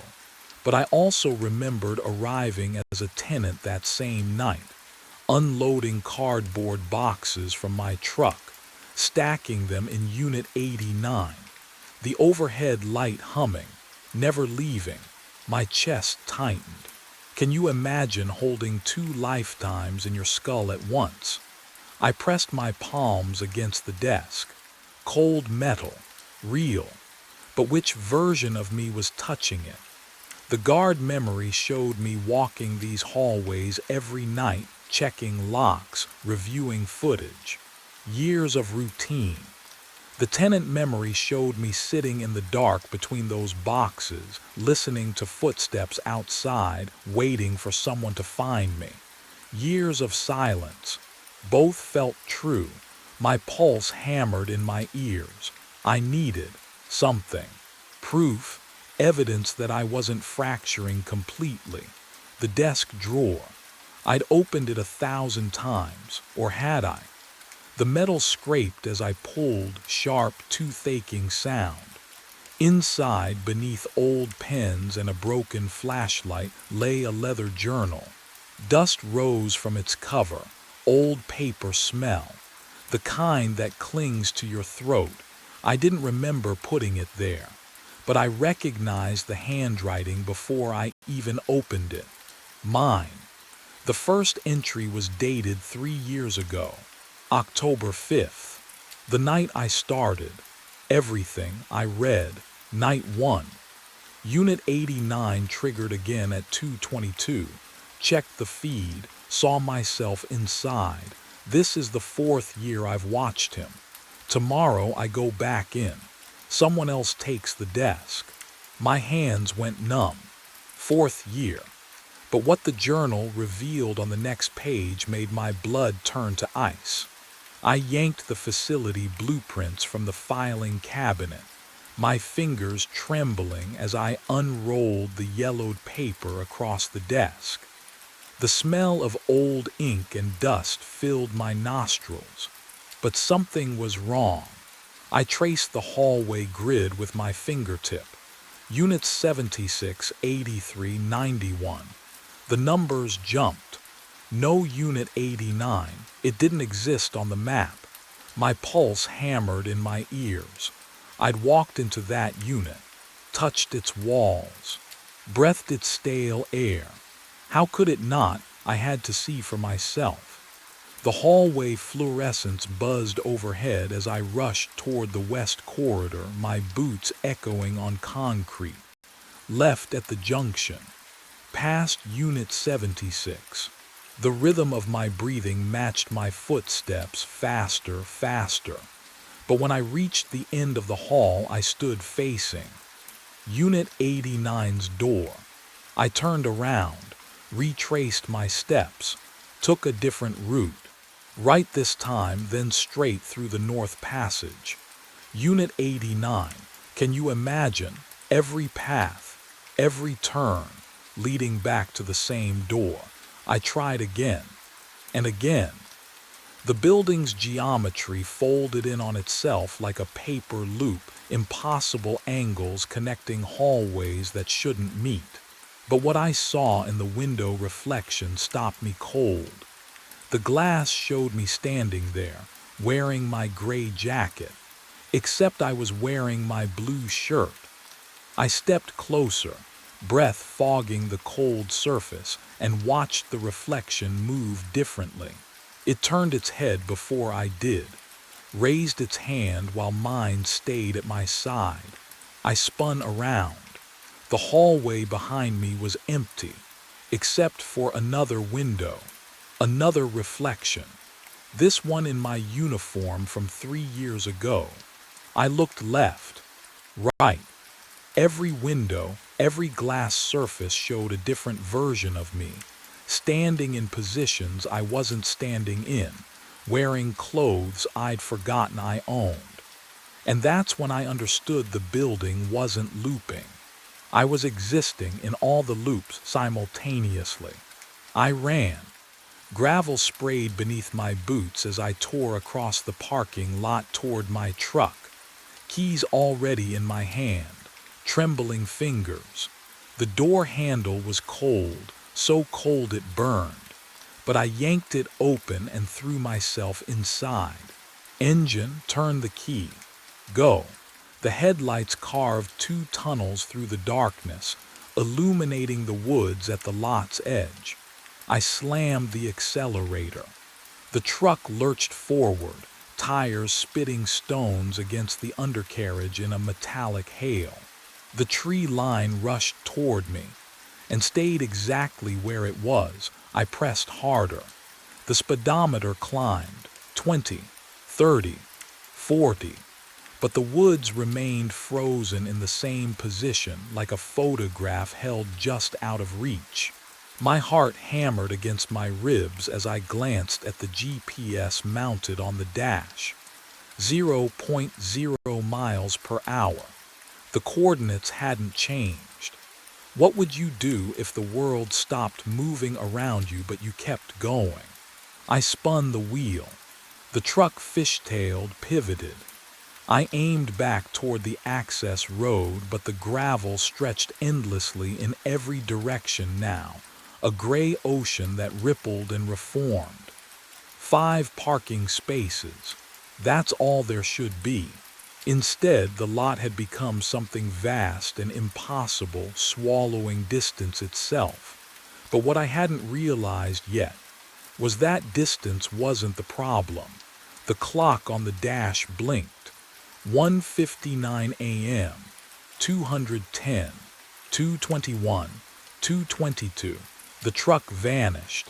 I was sitting at my desk, the office.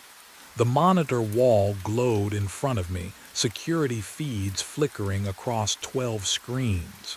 My coffee sat exactly where I'd left it, still warm, the steam curling upward in lazy spirals that smelled like burnt grounds and rust.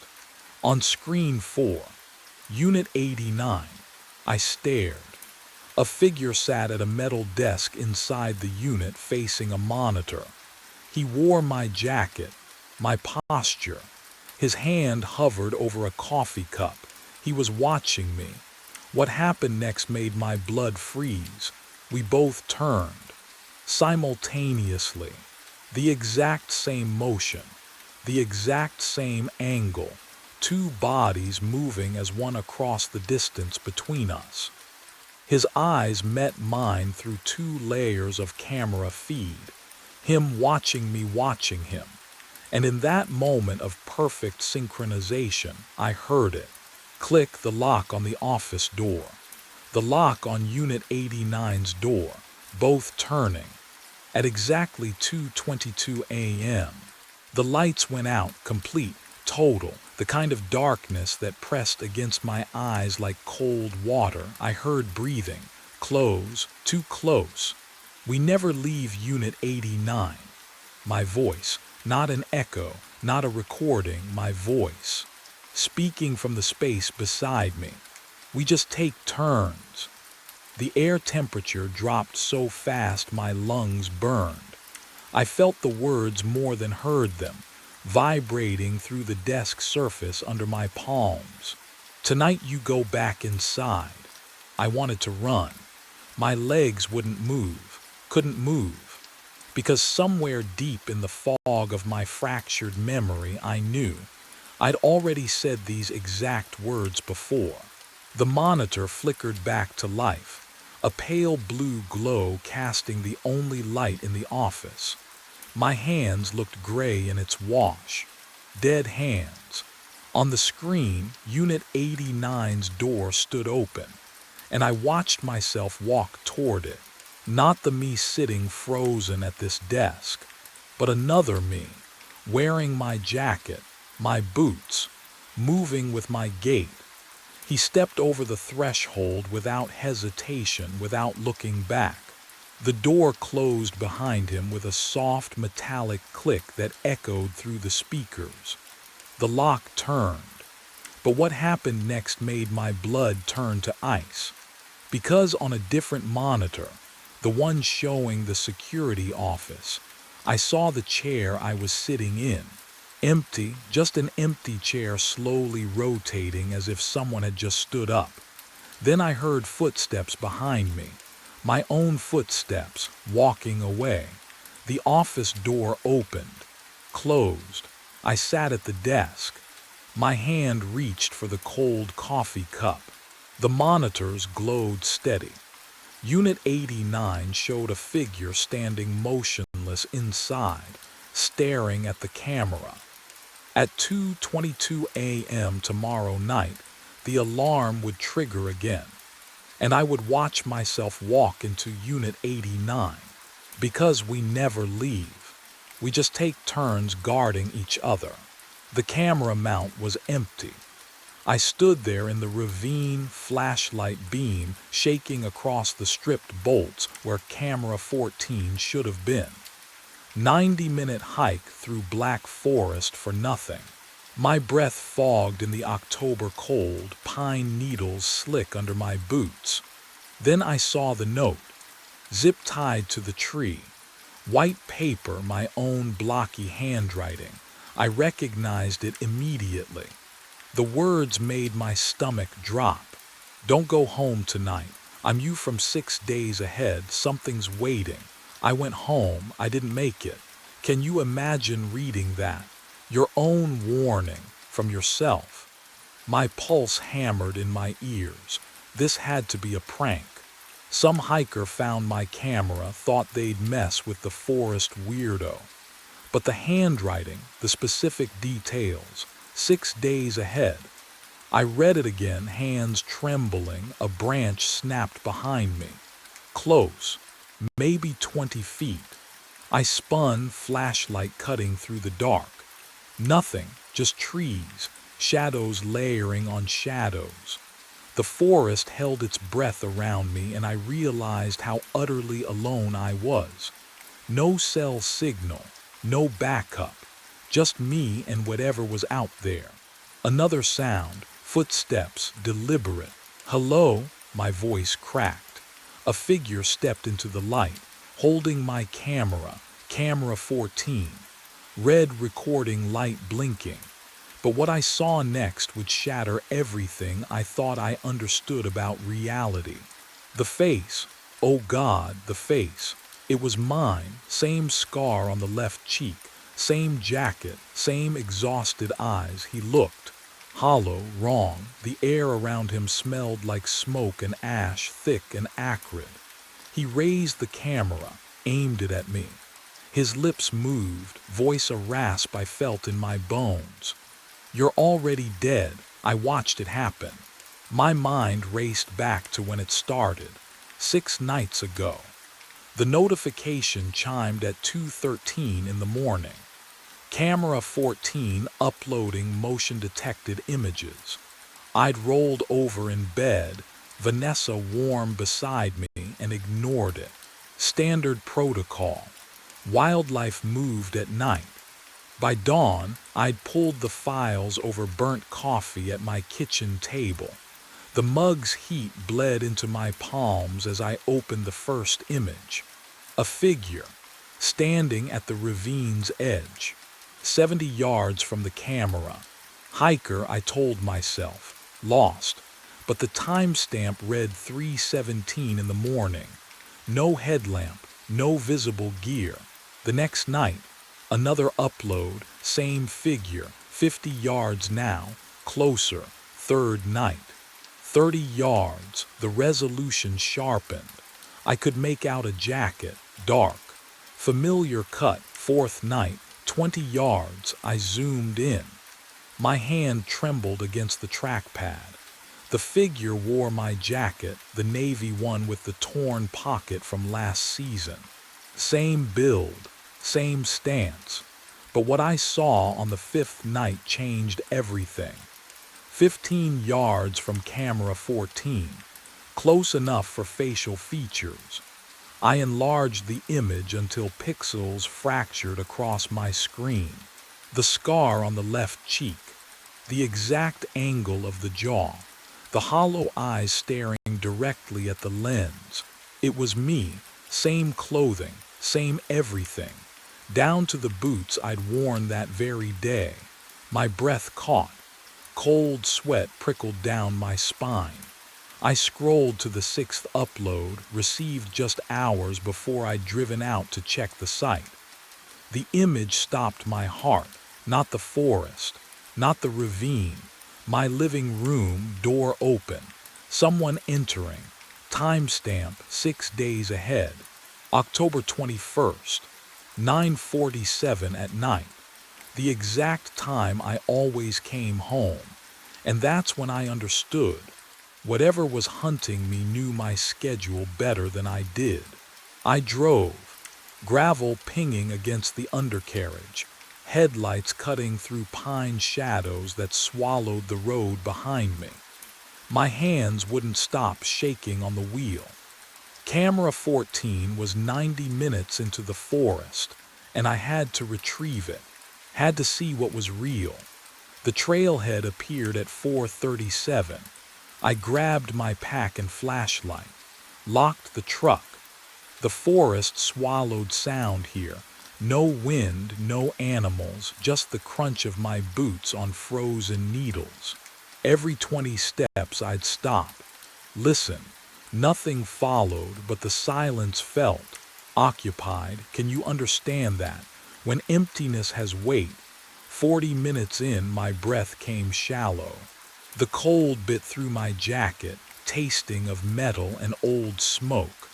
Wrong for October. Wrong for this forest I'd walked 100 times. But what I found at the ravine would make everything else irrelevant. The mount was empty. Camera 14 gone. Just the aluminum bracket bolted to the pine, security cables dangling like severed nerves. I ran my fingers over the cut ends. Fresh. Someone used bolt cutters today. Then I saw the note. White paper zip-tied to the trunk at eye level. My own handwriting. I'd know those loops anywhere the way I slashed my capital I's. My hands trembled as I tore it free. The words burned into my skull. I'm you from 6 days ahead. Don't go home, something's waiting. I went home, I didn't make it. My chest tightened. 6 days ahead. The timeline matched the uploads, the progression, that final image of my living room door. What would you do? Would you believe it? I read it again. The paper smelled like ash. What I didn't know yet was that the warning had already failed. My phone buzzed in my pocket. The screen lit up. New upload received. Camera 14. Timestamp. Oh God, timestamp. 6 minutes from now. I didn't look up from my phone. That saved me. The air shifted behind me. A rush of movement, and I threw myself sideways as my hands, the same calloused fingers, grabbed for my throat. I hit the ground hard. Pine needles bit into my palms. The figure crashed down on top of me, and the smell hit me like a fist. Smoke. Ash. Wrong. He was me. Exact weight. Exact reach. We grappled in the dirt, silent except for our breathing, identical rhythms fighting against each other. His grip on my wrist was the same strength I'd used 1,000 times tightening bolts on camera mounts. I knew how hard he'd squeeze before my bones gave. He knew I'd twist left to break free. So I twisted right. His fingers slipped. I rolled, kicked his knee, felt it buckle the way mine would, got to my feet, ran. The ravine opened before me, steep and black between the trees. I didn't think, just moved. Branches whipped my face. Roots tried to trip me. Behind me, footsteps. Identical boots hitting the same stones at the same speed. Running won't change it. His voice tore through the forest. My voice, hoarse and desperate. I already lived this. But what he shouted next made my blood freeze. I crashed through underbrush, lungs screaming. The trail. Where was the trail? Darkness pressed in from all sides. Every tree looked the same. I'd hiked this route 12 times, but panic scrambled my memory. Left or right? Which way led back to there? The orange trail marker. I burst onto the path and saw my truck 50 yards ahead, pale paint gleaming in the moonlight. Keys already in my hand. When had I grabbed them? I didn't remember, didn't care. The door, the ignition, engine roaring to life. I threw it in reverse, tires spitting gravel. Spun the wheel, shifted to drive. The truck lurched forward down the fire road, and only then did I look back. He stood in the middle of the road, motionless. Camera 14 raised to his face, red light blinking, photographing me. What would you do? Would you floor it and never look back? Or would you already know, deep in your bones, that the shutter sound echoing through the pines was the sound of fate closing around you? I drove faster. The figure shrank in my rearview mirror but never moved. Just stood there, watching, recording. My hands shook on the wheel. I could still smell the ash on my clothes where we'd touched. A smell that shouldn't exist yet. A smell from 6 days ahead when something burned. The road twisted through the forest. I took the turns too fast, branches scraping the truck's sides. But no matter how many miles I put between us, I couldn't shake the certainty settling into my chest like ice water. He'd let me go. He'd already known I would run. He'd watched himself do it 6 days ago. And he'd photographed my escape anyway, because whatever came next required documentation. The camera always captured what mattered. My phone lay on the passenger seat, screen dark. I didn't want to check it. Didn't want to see if camera 14 had uploaded again. Something new, something further ahead in the timeline. But my eyes kept drifting to it, waiting for the notification light to pulse. What would the next photo show? I was 20 minutes from the ranger station when my phone finally buzzed. The screen lit up. One new upload. Camera 14. Timestamp. 72 hours from now. And the preview image that flashed across my screen made me swerve hard enough to nearly leave the road. The ranger station's lights burned yellow through the trees. I yanked the wheel right, tires spitting gravel as I skidded into the empty lot. My hands wouldn't stop shaking. The phone sat in the cup holder, screen dark now, but I'd seen the preview image, just a glimpse before I'd swerved. Enough to know it was getting worse. I stumbled through the door. Hank looked up from his desk, coffee mug halfway to his lips. The station smelled like burnt grounds and pine cleaner, and something else. Something faint, like ash carried on wind that shouldn't be blowing indoors. "Breslin," he set the mug down, "you look like hell." Camera 14. My voice came out raw. There's someone in the forest. He looks exactly like me. He had the camera, he knew. Whoa. Slow down. I'm not crazy. Was I? The uploads, 6 nights of photos. The figure approaching is me, Hank. Same clothes, same scar. And the last photo shows my house 6 days ahead and trail cam malfunction. Hank leaned back in his chair, and it creaked in a way that felt wrong, delayed, like the sound arrived a heartbeat after the movement. Happens all the time. Lens flare creates doubles, or some pranksters messing with you. This isn't a prank. Then what is it? His eyes held no belief, only pity. You've been out there alone too long. Vanessa's been saying, don't. I cut him off. Just don't. But what could I say that wouldn't sound insane? What would you do if your supervisor looked at you like you'd already lost your mind? My phone buzzed. New upload received. I pulled it from my pocket. The screen felt ice cold against my palm, colder than it should have been. Hank was talking, something about mandatory psych evals and taking time off, but his words dissolved into static as I opened the file. The timestamp read 72 hours ahead. The photo showed this room, this exact office, empty. Hank's radio on the desk, microphone cord dangling, papers scattered across the floor, and on the tile beside the filing cabinet, a dark pool that could only be blood. I looked up. Hank was still sitting there, coffee mug raised again, alive and annoyed and completely unaware. The camera knew what was coming. It had already seen it happen, and I was utterly, terrifyingly alone. But the next upload would arrive even sooner than I thought. I dialed Vanessa the moment I hit the gravel road. My phone pressed cold against my ear, hands shaking so badly the truck swerved twice before I steadied the wheel. 1 ring, 2, 3. "Come on," I whispered. "Please." Voicemail. Her voice bright and professional. I hung up, tried again. Same result.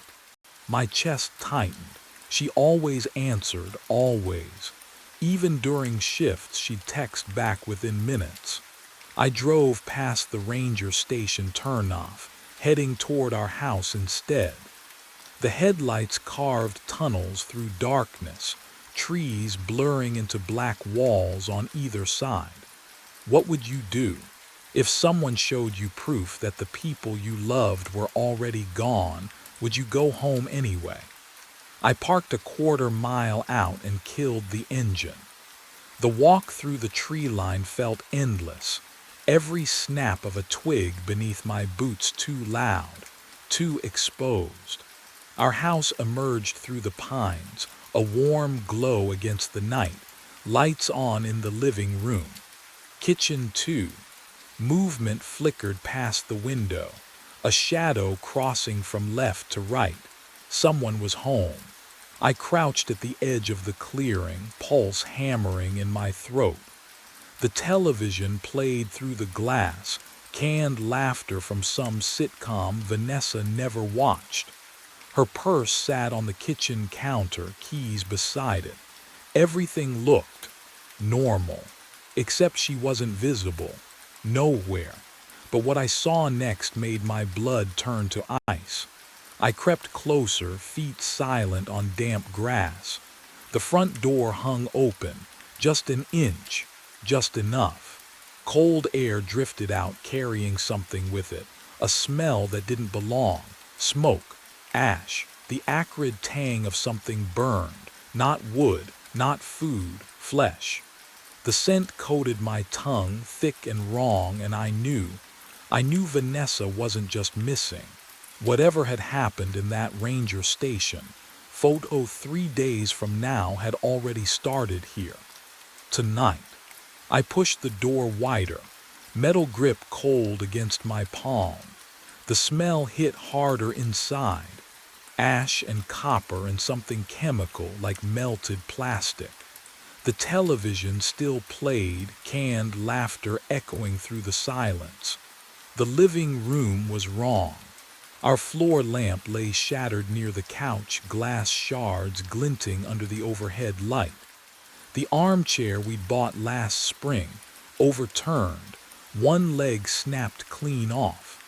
Dark droplets trailed across the hardwood. Blood. Small spatters at first, then larger, leading toward the hallway. Vanessa, my voice died in the stale air. I followed the trail. Each step the floorboards creaked beneath me. The sound felt obscene in the quiet. Can you imagine it? Walking through your own home, hunting for your wife's body. The blood led to our bedroom door and stopped. I shoved it open. Empty bed. Sheets pulled back like she'd just risen. Her phone on the nightstand, screen dark. Closet door hanging open. Nothing. No one. But what I found when I returned to the living room made my skin go cold. Camera 14 sat on the coffee table, right there, in the center. Lens aimed directly at the front door. The red recording light blinked steadily, patient, mechanical, still capturing, still watching. I hadn't brought it inside. I hadn't even found it in the forest. My hands shook as I lifted it. Heavy, real. The viewfinder display glowed faintly in the dim room. I pressed the review button. 168 photos captured. The number pulsed on the tiny screen. Tonight's images, all of them, time-stamped in sequence, starting hours ago, when I was still at the ranger station, when someone else was here, when Vanessa was still home. I stared at the blinking cursor. Review. My thumb trembled against the smooth plastic as I pressed review. The viewfinder glowed green. The first photo loaded. Timestamp 8:43 tonight. The front door. Opening, I scrolled forward. A figure stepping inside. Dark jacket. Jeans, work boots. The same ones I was wearing.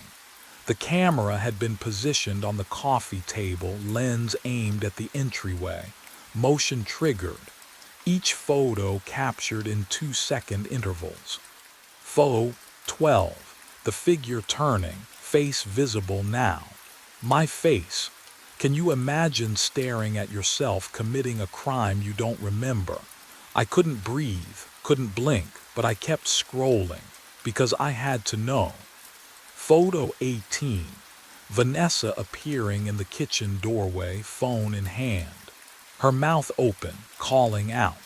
Photo 20. The figure, me crossing the living room toward her. Photo 22. Empty frame. They'd moved out of view. The next 6 photos showed nothing. Just the overturned lamp casting shadows across hardwood. Then, Photo 29 captured movement again, but what I saw in the following images would crack my understanding of reality itself. Photo 30. My doppelganger walking back into frame. Calm, expression blank. He moved like someone completing a checklist. He approached the coffee table, reached toward the camera, adjusted the angle slightly. Photo 31, his hand withdrawing. Photo 32 through 167, a nightmare slideshow. Me carrying the camera outside. Close-up of my truck's interior, dashboard clock visible. Forest road, darkness between trees, the ravine, finally. The empty mount where camera 14 had been zip-tied, where I'd found the note. The metallic smell of blood still hung in the air around me. I lowered the camera. I hadn't driven to the ranger station tonight to avoid coming home. I'd already been here, and whatever I'd done to Vanessa, I was about to do it again. I smashed camera 14 against the coffee table edge. The plastic housing cracked, split. The lens shattered, tiny glass fragments scattering across hardwood. I pried open the battery compartment, ripped out the SD card, and held my lighter beneath it. The acrid stench of melting plastic filled my nostrils, sharp and chemical. The card curled, blackened, dripped onto the floor. There. Done. I called 911. My wife is missing. There's blood, please. They arrived within 40 minutes. 2 officers. The younger one swept his flashlight across the living room while his partner questioned me. You said there was blood, Mr. Breslin. I pointed to the bedroom threshold. Nothing there. The carpet clean. Vacuum line still visible. It was right there. The older officer exchanged a glance with his partner. And your wife's name? Vanessa. Vanessa Breslin. She's a nurse at St. Mary's. She wouldn't just, sir. He tapped his notepad. Our records show she checked into a hotel in Portland yesterday afternoon. Left a note on your kitchen counter. What note? What would you do if everyone insisted you were wrong about your own life? But what I discovered 3 days later made the missing blood seem trivial. I checked the counter. There it was. Vanessa's handwriting. Needs some space. Don't call. I didn't remember seeing it. Days blurred after that. I'd find myself standing in rooms with no memory of entering. Meals half-eaten. My phone showing calls I didn't recall making. Then I woke in my truck, engine running, headlights cutting through dawn mist. The forest road stretched ahead, familiar and wrong. I looked down. Camera 14 sat intact in the passenger seat, red light blinking, and the SD card, unmelted, unmarked, was slotted firmly inside. I woke with dawn light slicing through the pines, camera 14 heavy in my lap. The ravine stretched below me, steep, familiar, wrong. My hands were coated in ash. The smell, smoke, and something chemical, burnt plastic, clung to my jacket like a second skin. I had no memory of driving here. 6 days. That's how long the loop had said. 6 days between the photo and the event. I tried to count backward, but the hours had blurred together like wet ink. Meals I didn't remember eating. Conversations I couldn't recall. Vanessa's voice on the phone, distant, pleading, then nothing. The camera's red light blinked, still recording, through the trees, movement. A figure hiking uphill toward the empty mount where camera 14 should have been. Same navy jacket, same deliberate gait, same scar catching the early light. Me 6 days ago. Can you imagine watching yourself walk toward your own destruction? I wanted to scream, to warn him, to run, but my legs wouldn't obey. The loop had its own gravity now, pulling me forward like current dragging a drowning man deeper. I watched my past self reach the tree. Confusion flickered across his face, my face. He found the note zip-tied to the bark. Read it. His hands trembled, but what happened next wasn't a choice anymore. I stepped from the shadows, camera 14 raised. His head snapped toward me. Recognition. Horror. The exact expression I'd worn 6 days ago. Or was it 6 days from now? Time had lost meaning. I opened my mouth. The words came automatically as if I'd rehearsed them 1,000 times before. You're already dead, I whispered. I watched it happen. His eyes widened. He stumbled backward. Therefore, I lunged forward, not because I wanted to, but because I already had. The loop closed around us both like a fist. I was the doppelganger now, the warning, the inevitable. And somewhere, 6 days ahead, another version of me was waking up, beginning again. My name was carved into the bone. I pressed my flashlight against the T-Rex femur, 5 feet above the floor where I'd been examining rust patterns on the exhibit bolts. There it was. Fresh scratches in 65-million-year-old fossil. Russell Harding. Below it, a date. 1 week from tonight. My hand trembled. The beam danced across the letters. Can you imagine seeing your own name carved into something that shouldn't exist? Something that's been locked behind velvet ropes and rusted steel brackets for 4 years. I've worked night watch at the Rothwell Museum for 18 months. Alone. No one enters Hall C during my shifts. The motion sensors have been disabled since the 90s. Budget cuts, they said, but I would have heard footsteps. I always hear footsteps. The cold from the marble floor seeped through my boots.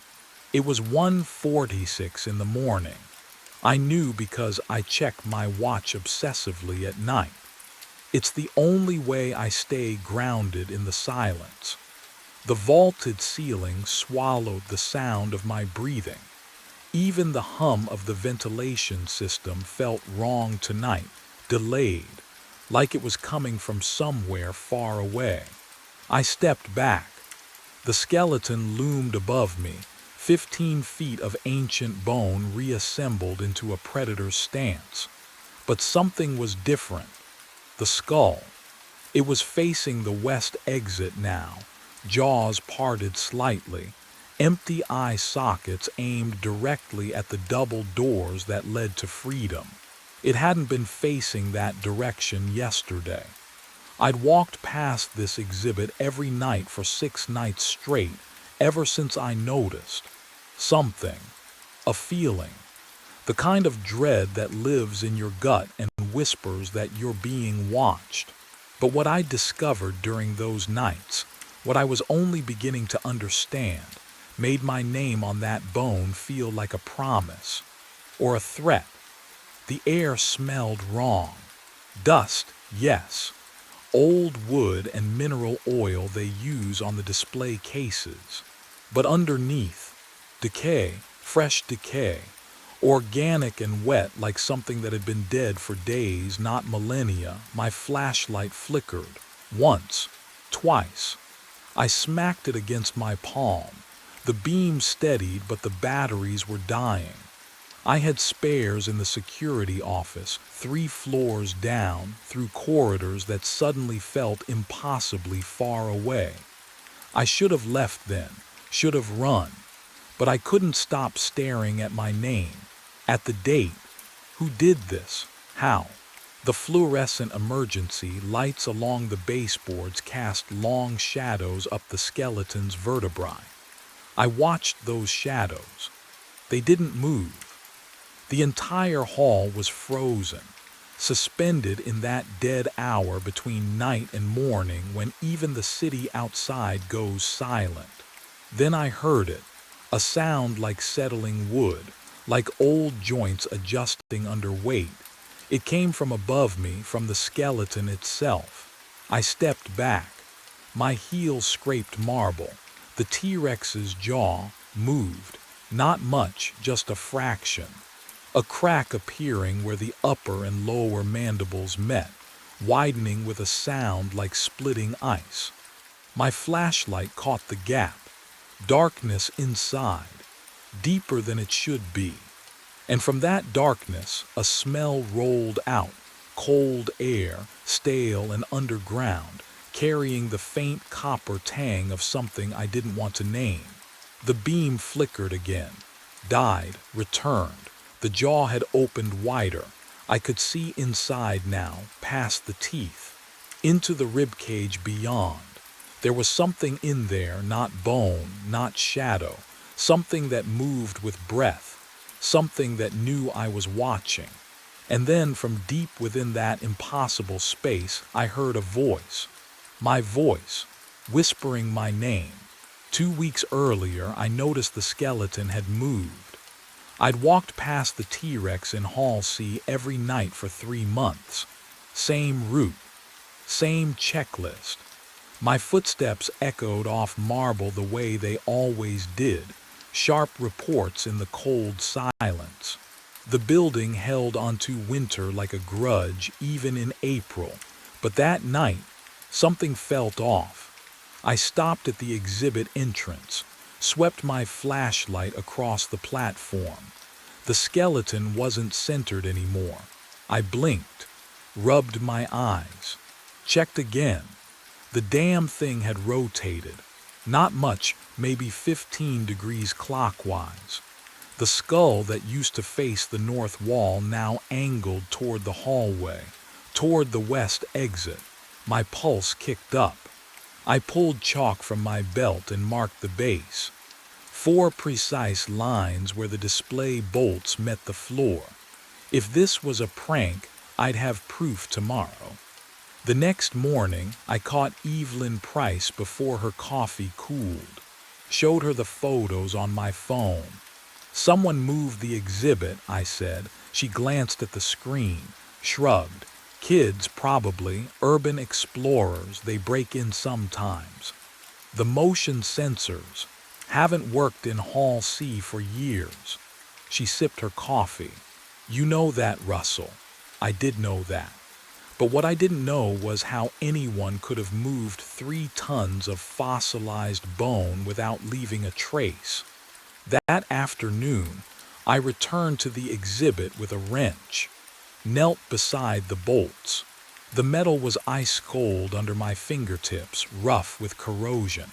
I tried to turn one. It didn't budge. None of them did. The rust had fused them to the floor, thick orange patterns that looked decades old, untouched, unmoved. But the chalk marks told a different story. The skeleton had rotated 15 degrees. I had proof. And no one could explain how. I stopped marking the floor after the 3rd night. There was no point. The chalk lines had multiplied into a perfect geometric record of 15-degree intervals, each one precisely measured, undeniable. I knew the pattern now. Every night at exactly 1:47 in the morning, the skeleton moved. Not fell, not shifted, moved. So I decided to watch. The first night I positioned myself in the shadows behind the sauropod exhibit, 30 feet from the Tyrannosaurus. My watch read 1:43. The museum air tasted stale, recycled through decades of ductwork, carrying that particular coldness that settles into old buildings after midnight. I kept my flashlight off, waited. 1:46. My breath fogged in the beam of emergency lighting filtering through the vaulted ceiling. Can you imagine standing there, watching a skeleton you know will move, feeling your rational mind scream that it's impossible while your gut tightens with certainty? 147. Nothing. Oh, then I heard it, not grinding, not scraping. Silence. The complete absence of sound that should accompany 12 tons of bone rotating on corroded bolts. The skeleton turned 15 degrees clockwise in one smooth, fluid motion. No vibration, no friction, just movement. I didn't breathe for 30 seconds after it stopped.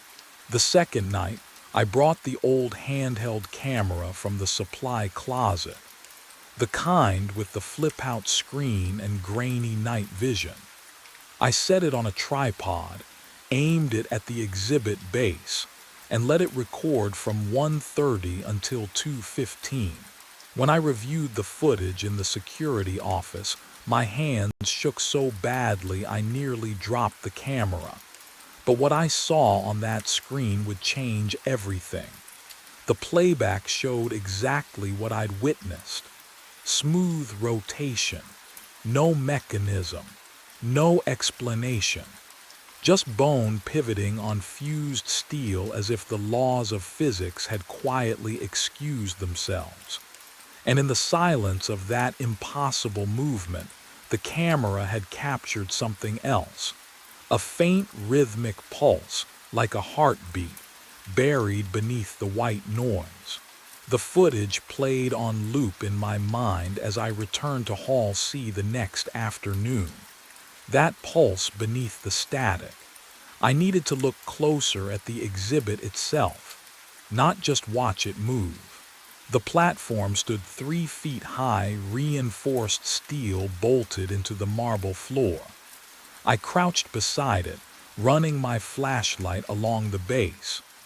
Dust coated everything, thick, undisturbed years of accumulation. The bolts were orange with rust, fused solid just as Evelyn had said. But there, near the back corner, something gleamed. A metal plaque, small, maybe 6 inches across. It sat flush against the platform's edge, half hidden by shadow. I leaned in, angling the light. The engraving was precise, professional, assembled 1987 from 3 excavation sites. Hell Creek Formation, Montana. Lance Formation, Wyoming. Unidentified remains from Philadelphia County mistakenly cataloged as fossilized material. I read it twice, 3 times. Unidentified remains, human remains. My throat tightened. The air in Hall C suddenly felt thicker, harder to breathe. I pulled out my phone and snapped photos of the plaque, then stood and walked quickly to the archive room in the basement.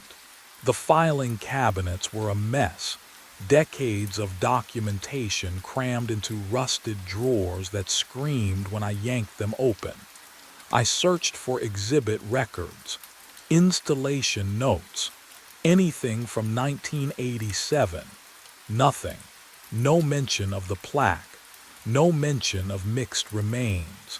The official documentation listed only the Hell Creek and Lance formations. 2 sites, not 3. But what I'd found down there wasn't the strangest part. I returned to Hall C an hour later, kneeling again beside the platform. The plaque was still there, gleaming faintly in my flashlight beam. I reached out, hesitated, then pressed my palm flat against the metal. It was warm, not room temperature, warm, like something alive had been touching it moments before. The skeleton loomed above me, silent and still, but I could swear I felt it watching, waiting for 1:47 a.m., and I realized I had no idea what would happen when it finished turning. I positioned myself in the far corner of Hall C at 1:39 a.m. 8 minutes until the skeleton moved again. The marble floor beneath my boots felt glacier cold, even through rubber soles. My breath misted in the air. Thin white clouds that shouldn't exist in a climate-controlled building. The T-Rex loomed 15 feet away, silent, waiting. I'd seen it rotate on camera, but watching through a screen was different than standing here. Can you imagine the difference? Pixels versus bone, distance versus proximity, safety versus... Whatever this was, my heart hammered against my ribs. 1:43, 4 minutes. The hall's heating vents rattled somewhere above, but the sound was wrong, delayed, like an echo arriving before the source. That uncanny wrongness crawled up my spine. 1:46, 60 seconds. I held my breath. The skeleton stood motionless, ancient bone fused to corroded steel. Nothing suggested movement was even possible, and yet, 1:47 a.m. The T-Rex rotated, smooth, impossible, 15 degrees clockwise with the whisper of grinding stone. No mechanism, no explanation, just bone pivoting on rust. Then it stopped. Silence pressed against my eardrums, and from deep inside the ribcage, a voice, my voice. I've been trapped here since 1987. The words echoed through hollow bone, distorted but unmistakable. Every night I turned toward freedom, my legs locked, my throat closed. Don't be here when I face the exit. The voice fell silent. The skeleton remained still. What would you do? Run? Investigate? I stood frozen, trying to process what I'd just heard. My own voice. But I hadn't spoken, my own words. But I'd never said them. But the real question burned deeper than fear. If that was me inside the bones, where was I standing right now? I fled Hall C and went straight to the archives. The basement stairwell was narrower than I remembered. My flashlight beam shook against the concrete walls. Each step echoed too loud, then too soft, like the building was swallowing sound. The archive door was wedged open with a rusted fire extinguisher. Inside, the air hit me first, thick with mold and something sweeter. Rot. Not food rot, paper rot. The kind that gets into your throat and stays there. I yanked the chain for the overhead bulb. It flickered twice before holding. Rows of filing cabinets stretched into shadow. Water dripped somewhere behind the shelves, steady as a metronome. The floor was slick. My boots left prints in something dark I didn't want to identify. 1987. I needed anything from 1987. The cabinets were labeled by decade, but the order made no sense. 70s next to 90s. 60s missing entirely. I pulled drawer after drawer. My fingers came away black with dust and moisture. The metal was cold enough to ache. Then I found it. A drawer marked personnel. 85 to 89. The folders inside were swollen with dampness, edges curled like dead leaves. I spread them across the nearest table. Maintenance reports, incident logs, time cards bundled with rubber bands that disintegrated at my touch. But what I found buried at the back would change everything I thought I understood. A folder, thicker than the rest. The tab read Lowell, Kenneth. I opened it. Assembly worker, third shift.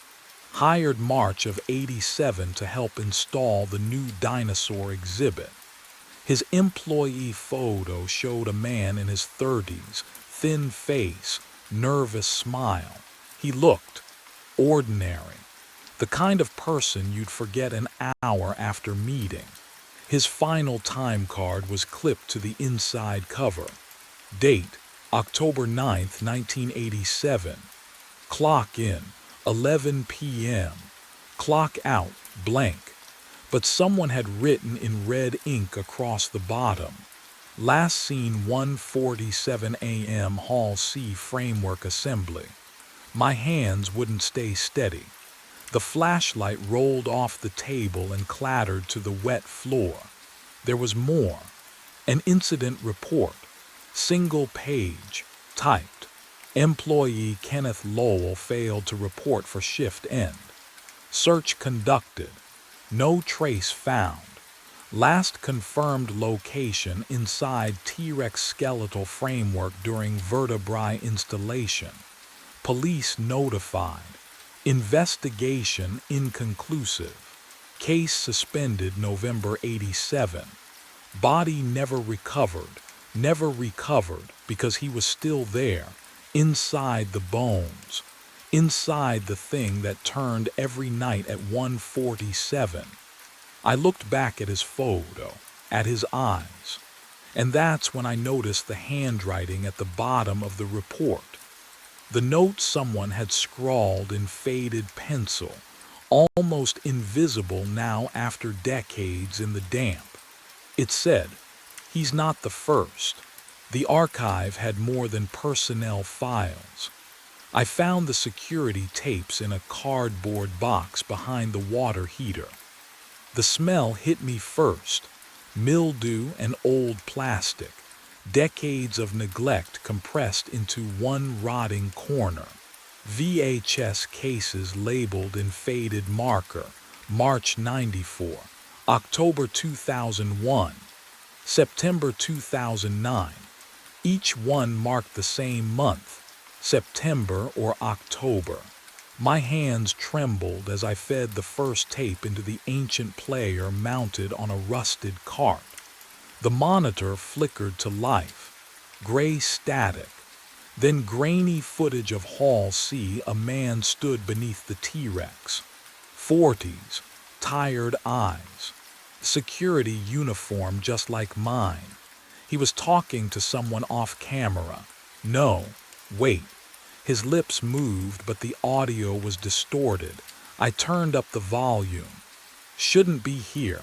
I tried to warn you." His own voice. Echoing from the skeleton. I watched him stumble backward. Watched him shine his flashlight on the femur. Watched him find something carved there. His face went pale. The timestamp read October 4th, 1994, night 6. The footage cut to static. I loaded the next tape. Different man, same scene. 2001. He pressed his palm against the bone, reading something I couldn't see. His mouth formed silent words. Then he looked directly at the camera. And I swear he was looking at me. The tape ended abruptly. I went through 4 more. Each one the same, different faces. Same terror, same night. Night 6. But what chilled me most was the realization creeping up my spine like cold fingers. None of those men ever filed a final report. None of them clocked out. I pulled up the employment records on my phone, cross-referenced the dates. All of them vanished, without a trace. On night 6, tonight was my 5th night, and tomorrow, the pattern would demand its answer. Night 6 arrived with the weight of inevitability. I stood in the basement office at 1:43 a.m., staring at the tools I'd laid across the desk. A crowbar, bolt cutters, a hammer heavy enough to shatter bone, or whatever those fossils had become. The metal felt cold in my palms, slick with the nervous sweat that had started hours ago and never stopped. Could I really do this? Dismantle a priceless museum exhibit based on grainy VHS tapes and my own unraveling mind? What would you do? I climbed the stairs. Each step echoed through the empty building like a countdown.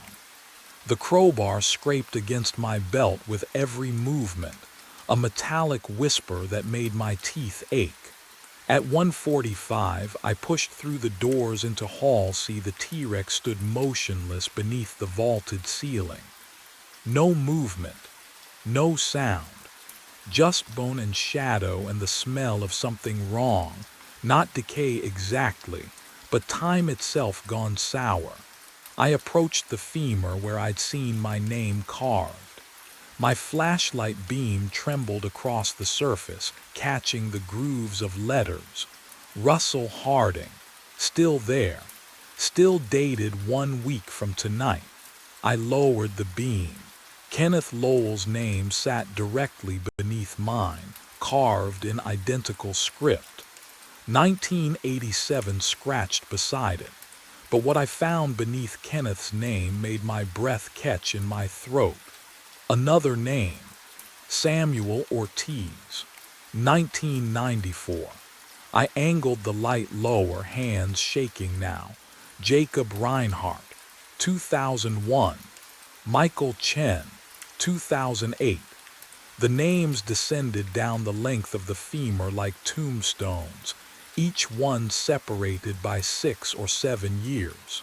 I counted them as the crowbar slipped from my grip and clattered against the marble floor, the sound impossibly loud in the suffocating silence.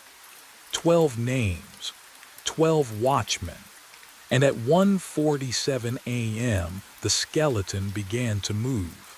The grinding sound filled Hall C as bones scraped against fused steel. Slow, deliberate. The T-Rex skeleton pivoted the final 15 degrees until its skull faced the museum exit dead on. I stumbled backward. My wrench clattered against marble. The rotation stopped. Silence pressed against my eardrums, thick and suffocating. My breath came in short gasps that echoed off the vaulted ceiling. The air smelled wrong, metallic, like copper wire left too long in water. Then the jaw moved, not fast, not violent, just opening, inch by impossible inch. The ancient hinges shouldn't function. They'd been wired shut since 1987, but they swung wide with a wet, grinding noise that made my teeth ache. What would you do? Stand there? Run? I couldn't move. The ribcage came next. Each bone separated with surgical precision, splitting along invisible seams I'd never noticed before. The sound was organic, living, like something hatching from the inside out. A figure emerged from between the ribs. Human, solid, real. Wearing a security uniform I'd only seen in archive photographs. Navy blue with gold piping.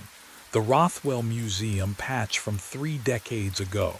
The man stepped through bone as though passing through fog, his boots making no sound against the floor.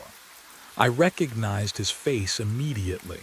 My face, older, weathered, deep lines carved around eyes that had seen too many nights. Gray threaded through hair I still kept dark, but the scar above his left eyebrow.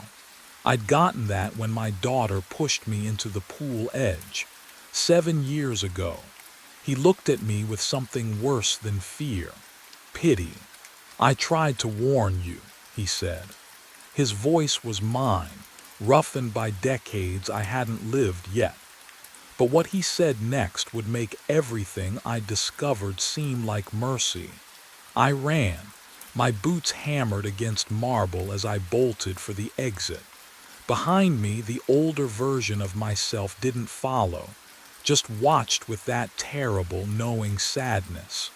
The double doors loomed ahead, 20 feet, 10. The doors slammed shut, a sound like a gunshot echoing through Hall C. I crashed into them shoulder first.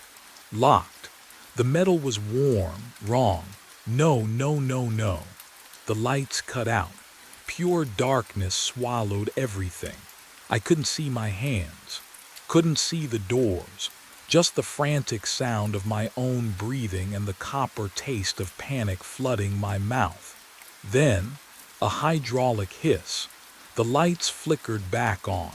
The doors were different, heavier wood, brass handles instead of steel. I spun around and the world tilted. Fresh paint. That was the first thing I smelled, sharp and chemical, like someone had just finished the walls. Sawdust hung in the air, tickling my throat. The temperature was warmer, the heating system rumbling differently than I'd ever heard it. On the wall, a calendar. October 1987. What would you do? Can you imagine standing there, watching your present dissolve into someone else's past? Footsteps echoed from the east corridor. Voices. Men laughing, discussing work schedules and overtime pay. Getting closer. I turned back to Hall C. The T-Rex wasn't assembled yet. Just the metal framework, a skeletal cage of support beams waiting for bones. Tools scattered across the floor. Work lights casting harsh shadows. "Hey, you the new assembly guy," a voice called. A man in coveralls rounded the corner. His name tag read Kenneth Lowell. My throat closed. I tried to speak to warn him, but no sound came. He smiled. "Come on, we're behind schedule. Need you inside the framework to secure the ribcage bolts." I looked at the metal cage, at the space where a man could fit, where a man could be forgotten. The real horror wasn't what I'd discovered, it was what I'd become. Kenneth gestured toward the framework. "You coming?" I walked forward, not because I chose to, but because I already had. The metal was cold against my palms as I climbed inside. The automated narration cut out at 2:31. I looked up from the console, fingers still hovering over the playback controls. The projection dome hummed through the speakers. That low, electrical thrum I'd heard for 12 years. But the voice smooth, recorded, designed to guide 30 drowsy college kids through the cosmos, had simply stopped. Static crackled, then silence. The control booth felt colder than usual. My breath didn't fog, but the chill bit through my jacket anyway. I tapped the console. Nothing. The coffee beside me had gone lukewarm hours ago, the stale scent mixing with burnt dust from the ancient equipment. "Come on," I muttered, fingers dancing across switches. Then the speakers woke up again. But it wasn't the automated narration, it was my voice. "You died last show." The words came through clear, calm, like I was reading star coordinates. "Cardiac arrest at 2:34 a.m. My hand froze over the keyboard. "You are still running shows." No, this was. What a prank. But who would check the schedule? The audio cut again, just the projector hum. That familiar, wrong hum that suddenly felt too loud, too close, pressing against my eardrums like water pressure. What would you do if you heard your own voice tell you that you died? I stared at the console. My reflection stared back from the dark glass separating the booth from the dome beyond. Same tired eyes. Same unwashed hair. Same badge clipped to my chest. The laminated photo from 6 years ago when I still smiled. My hands were shaking. I didn't want to touch the keyboard. Didn't want to open the booking system. Because some part of me, the part that ignored chest pains and worked 70-hour weeks, knew that whatever I found there would change everything. But I reached for the mouse anyway. The screen flickered to life. Blue light washed over my trembling fingers as I navigated to the schedule database. 6 months of bookings loaded in a cascade of entries. I scrolled. Every single entry. 2 a.m. Same time slot. And every single one read the same 2 words. Memorial service. But what I saw in the notes field made my breath catch in my throat. I scrolled. February 3rd, memorial service. February 10th, memorial service. March 17th, memorial service. Every entry at 2 a.m., every single one. The schedule stretched forward 6 months, and the pattern never broke. My hand hovered over the first entry. I clicked the notes field. The text expanded. 4 words for Simon Graves, deceased. The booth suddenly felt too cold, the kind of cold that comes from inside. I could hear the projector's electrical hum through the wall, steady, mechanical, indifferent. My breath came shallow, fast. Can you imagine seeing your own memorial service listed? Over and over, scheduled like routine maintenance. I grabbed my phone, my supervisor's number, Angela Rios, 52 years old, perpetually skeptical, the only person who might believe me because she'd worked here longer than anyone. The call connected after 3 rings. Simon, her voice was thick with sleep. It's 2:30, I need you to come in. My voice cracked. Now, please. Something in my tone must have registered. She didn't argue. 20 minutes later, headlights swept across the parking lot. I heard her car door slam. Footsteps on concrete. The emergency entrance buzzer.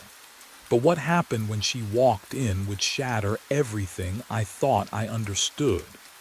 Angela appeared in the doorway, and the fluorescent lights above her flickered, casting her face in strobing shadows. Her skin looked pale, wrong, like she'd seen something on the drive over.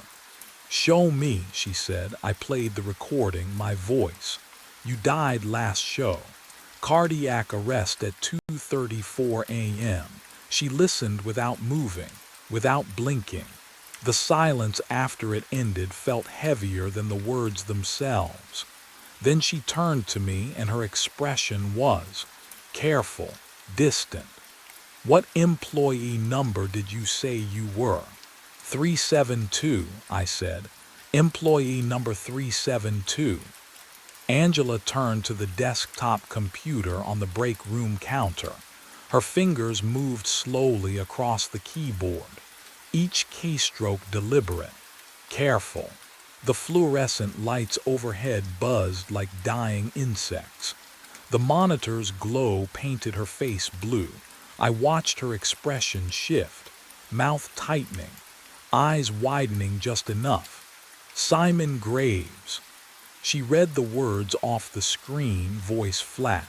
"Hired November 2012. Worked overnight shifts exclusively." A pause, too long. "Deceased March 15th, 8 months ago." The word hung in the stale air between us. That's not possible," I said, but my voice sounded hollow even to myself. Heart attack in the projection booth during an overnight show. Angela's eyes remained fixed on the screen. "Cardiac arrest at 2:34 a.m. Paramedics arrived at 3:15, she swallowed. "You were already gone." I stepped toward the monitor. She moved back, just one step, but the message was clear. "Angela, I'm standing right here. I called you 20 minutes ago. The personnel file has a death certificate attached." Her hand trembled as she clicked the mouse. "Signed by the county coroner." What would you do if someone showed you proof of your own death? Would you believe them? Or your own pulse hammering in your throat? But Angela wasn't looking at me anymore. She was looking through me. "You are not supposed to be here." The words came out barely above a whisper. She backed toward the break room door, her coffee-stained mug forgotten on the counter. "Wait!" I reached for her arm. My fingers passed through empty air. No, not through. She'd simply moved faster than I'd registered. She was gone. The door swung shut with a soft click. I stood alone in the break room. The clock on the wall still read 2:34. It hadn't moved since. When? I couldn't remember it ever showing a different time. The projector's hum filtered through the walls. Low, constant. The only sound in the entire building besides my breathing. I turned to the dark window beside the coffee station. My reflection stared back. Same face. Same uniform. Same ID badge clipped to my chest. I touched the badge. The plastic felt cold. Too cold. Like it had been sitting in a freezer. The temperature seeped through my fingertips, spreading up my wrist. The reflection in the window blinked. I didn't.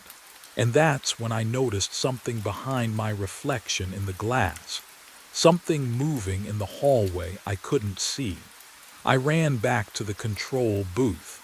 My hands shook as I pulled up the security system, the keyboard clicking too loud in the silence. Angela was wrong. She had to be wrong. The college group had been here tonight. I'd watched them file in, heard their voices echo through the dome. I'd pressed the start button for them at 2 a.m. sharp. The monitor flickered to life, bathing my face in pale blue light. I scrolled through the feeds. Main entrance. Lobby. Projection dome. Empty, all of them. Empty. I rewound the footage to 2 a.m. My fingers trembled against the cold plastic controls. The timestamp counted backward in the corner of the screen, numbers dissolving into earlier hours. There, 2 o'clock, I hit play. The main entrance remained dark. No headlights swept across the glass doors. No figures moved through the lobby. The motion sensors never triggered. But what I saw next made my chest tighten in a way that had nothing to do with my heart. The projection dome feed showed me, alone in the booth, talking to no one. My mouth moved, gesturing toward rows of seats that held only shadows and stale air. I watched myself smile, press buttons, adjust the microphone as if students were listening below. Can you imagine seeing yourself like that, speaking to ghosts you believed were real? I clicked to the parking lot camera. The asphalt stretched empty under the single flickering streetlight. No cars, not a single vehicle in any of the marked spaces.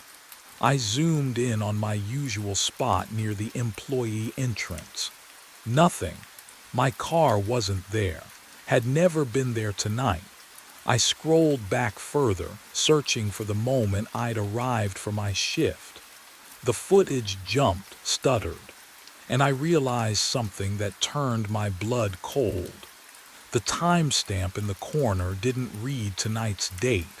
It read 8 months ago, the night I died, and the footage was still recording.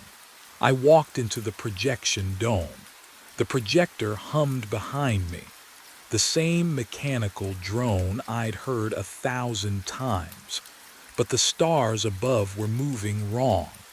They didn't follow the programmed sequences. They crawled across the domed ceiling like insects, clustering, rearranging themselves into shapes that shouldn't exist. Letters, words, "You are the show." My throat tightened. I stood frozen in the center of the dome, neck craned upward, watching the constellation shift and spell. The automated voice had gone silent. Only the projector's low whir filled the space. They come to watch you die again. The stars pulsed brighter, then dimmer, as if breathing. My hands trembled. Can you imagine seeing your death written in light above you? The certainty of it, the inevitability. 2:34 a.m. I looked down at my watch. The digital display glowed faint green in the darkness. 2:32 a.m. 2 minutes. But what those 2 minutes would bring, I wasn't ready to understand. The air changed, dropped. I felt it on my skin first. A sudden, vicious cold that bit through my shirt and pressed against my chest. My breath came out in a cloud. Then another. White fog curling from my lips in a building that never got this cold. The heating system ran constantly. Always too warm in the booth. Always something creaked behind me. Not the projector, not the ventilation, a seat. I turned, slowly, the fog of my breath trailing across my vision. The rows of reclining chairs stretched into shadow, but they weren't empty anymore. And what sat there watching me with unblinking eyes wasn't anything I could have prepared for. The seats were full, every single one. Figures sat motionless in the reclining chairs, faces tilted upward, but not toward the projected sky, toward me. The cold air carried that stale smell of old upholstery and something else, something metallic like copper on the tongue. I recognized the closest face immediately.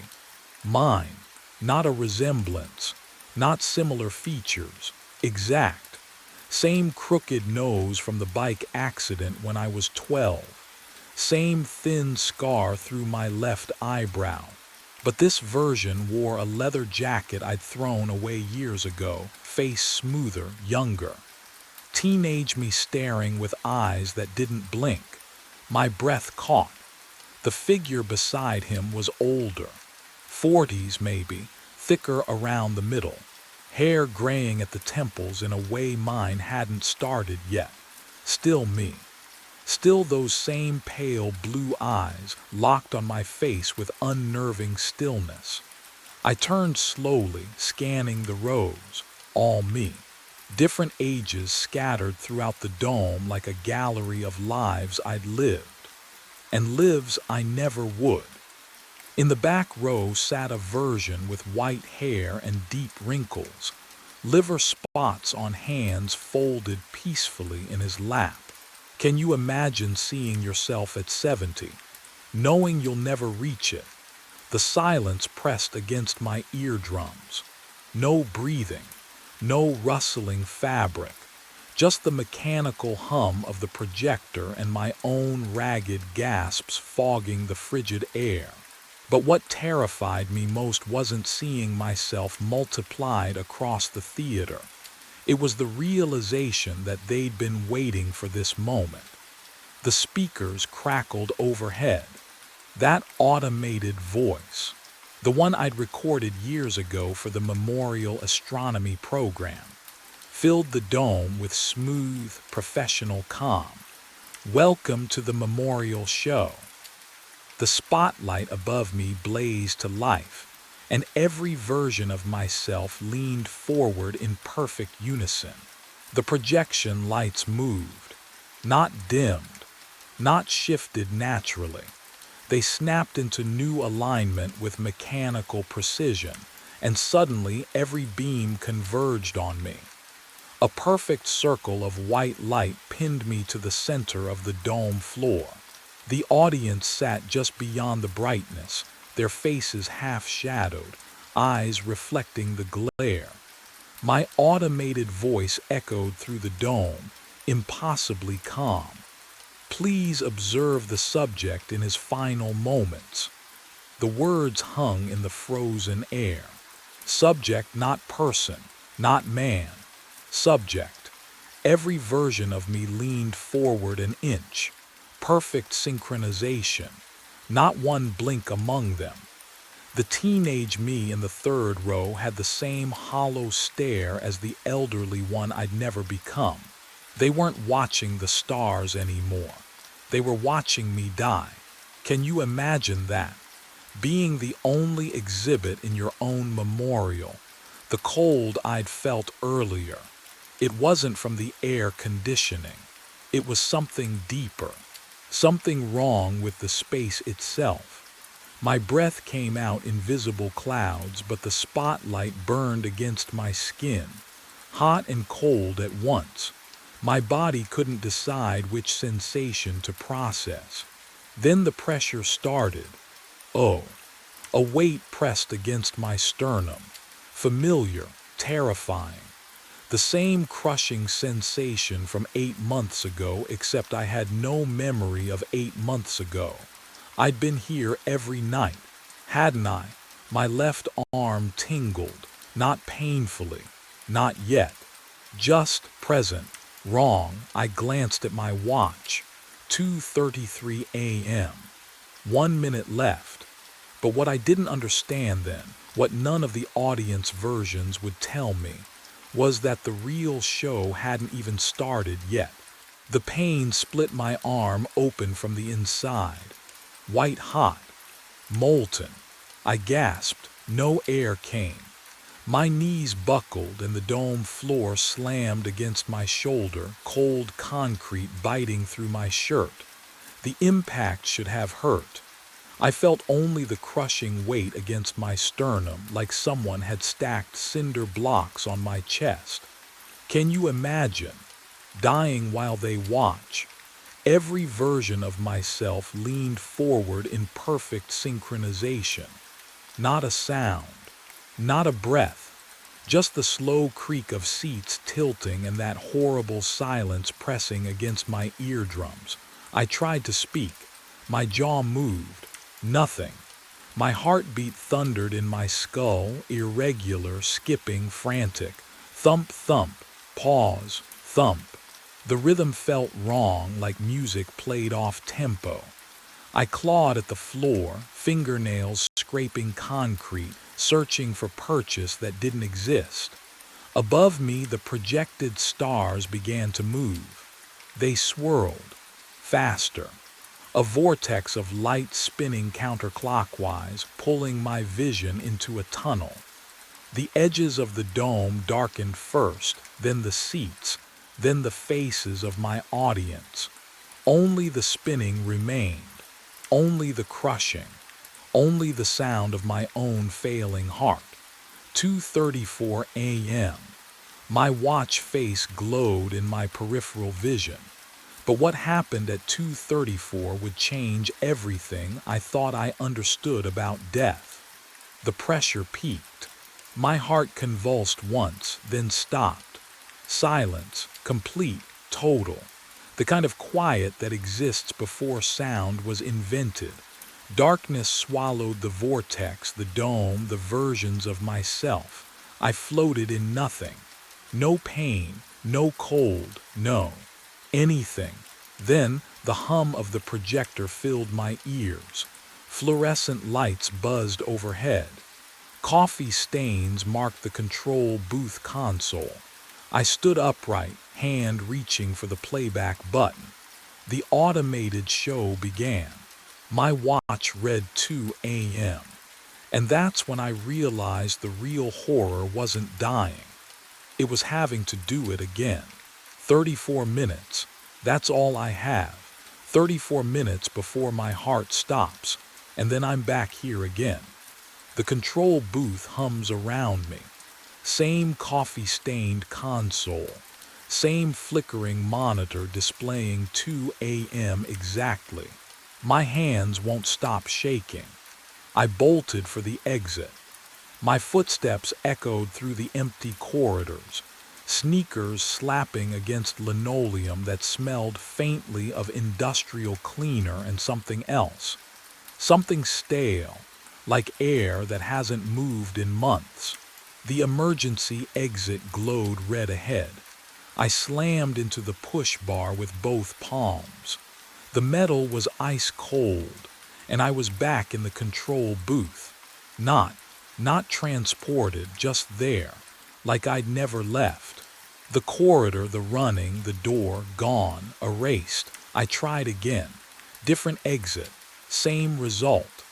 The parking lot door led to the booth, the loading dock, the maintenance hatch. Every route circled back to this cramped room with its perpetual chill and the projector's monotonous drone. But what I did next would change nothing at all. I grabbed the heaviest thing I could find, a metal equipment case, and swung it into the projector. Glass exploded. Sparks showered across the console.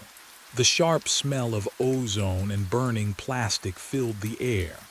The projector coughed, sputtered, went dark. Silence.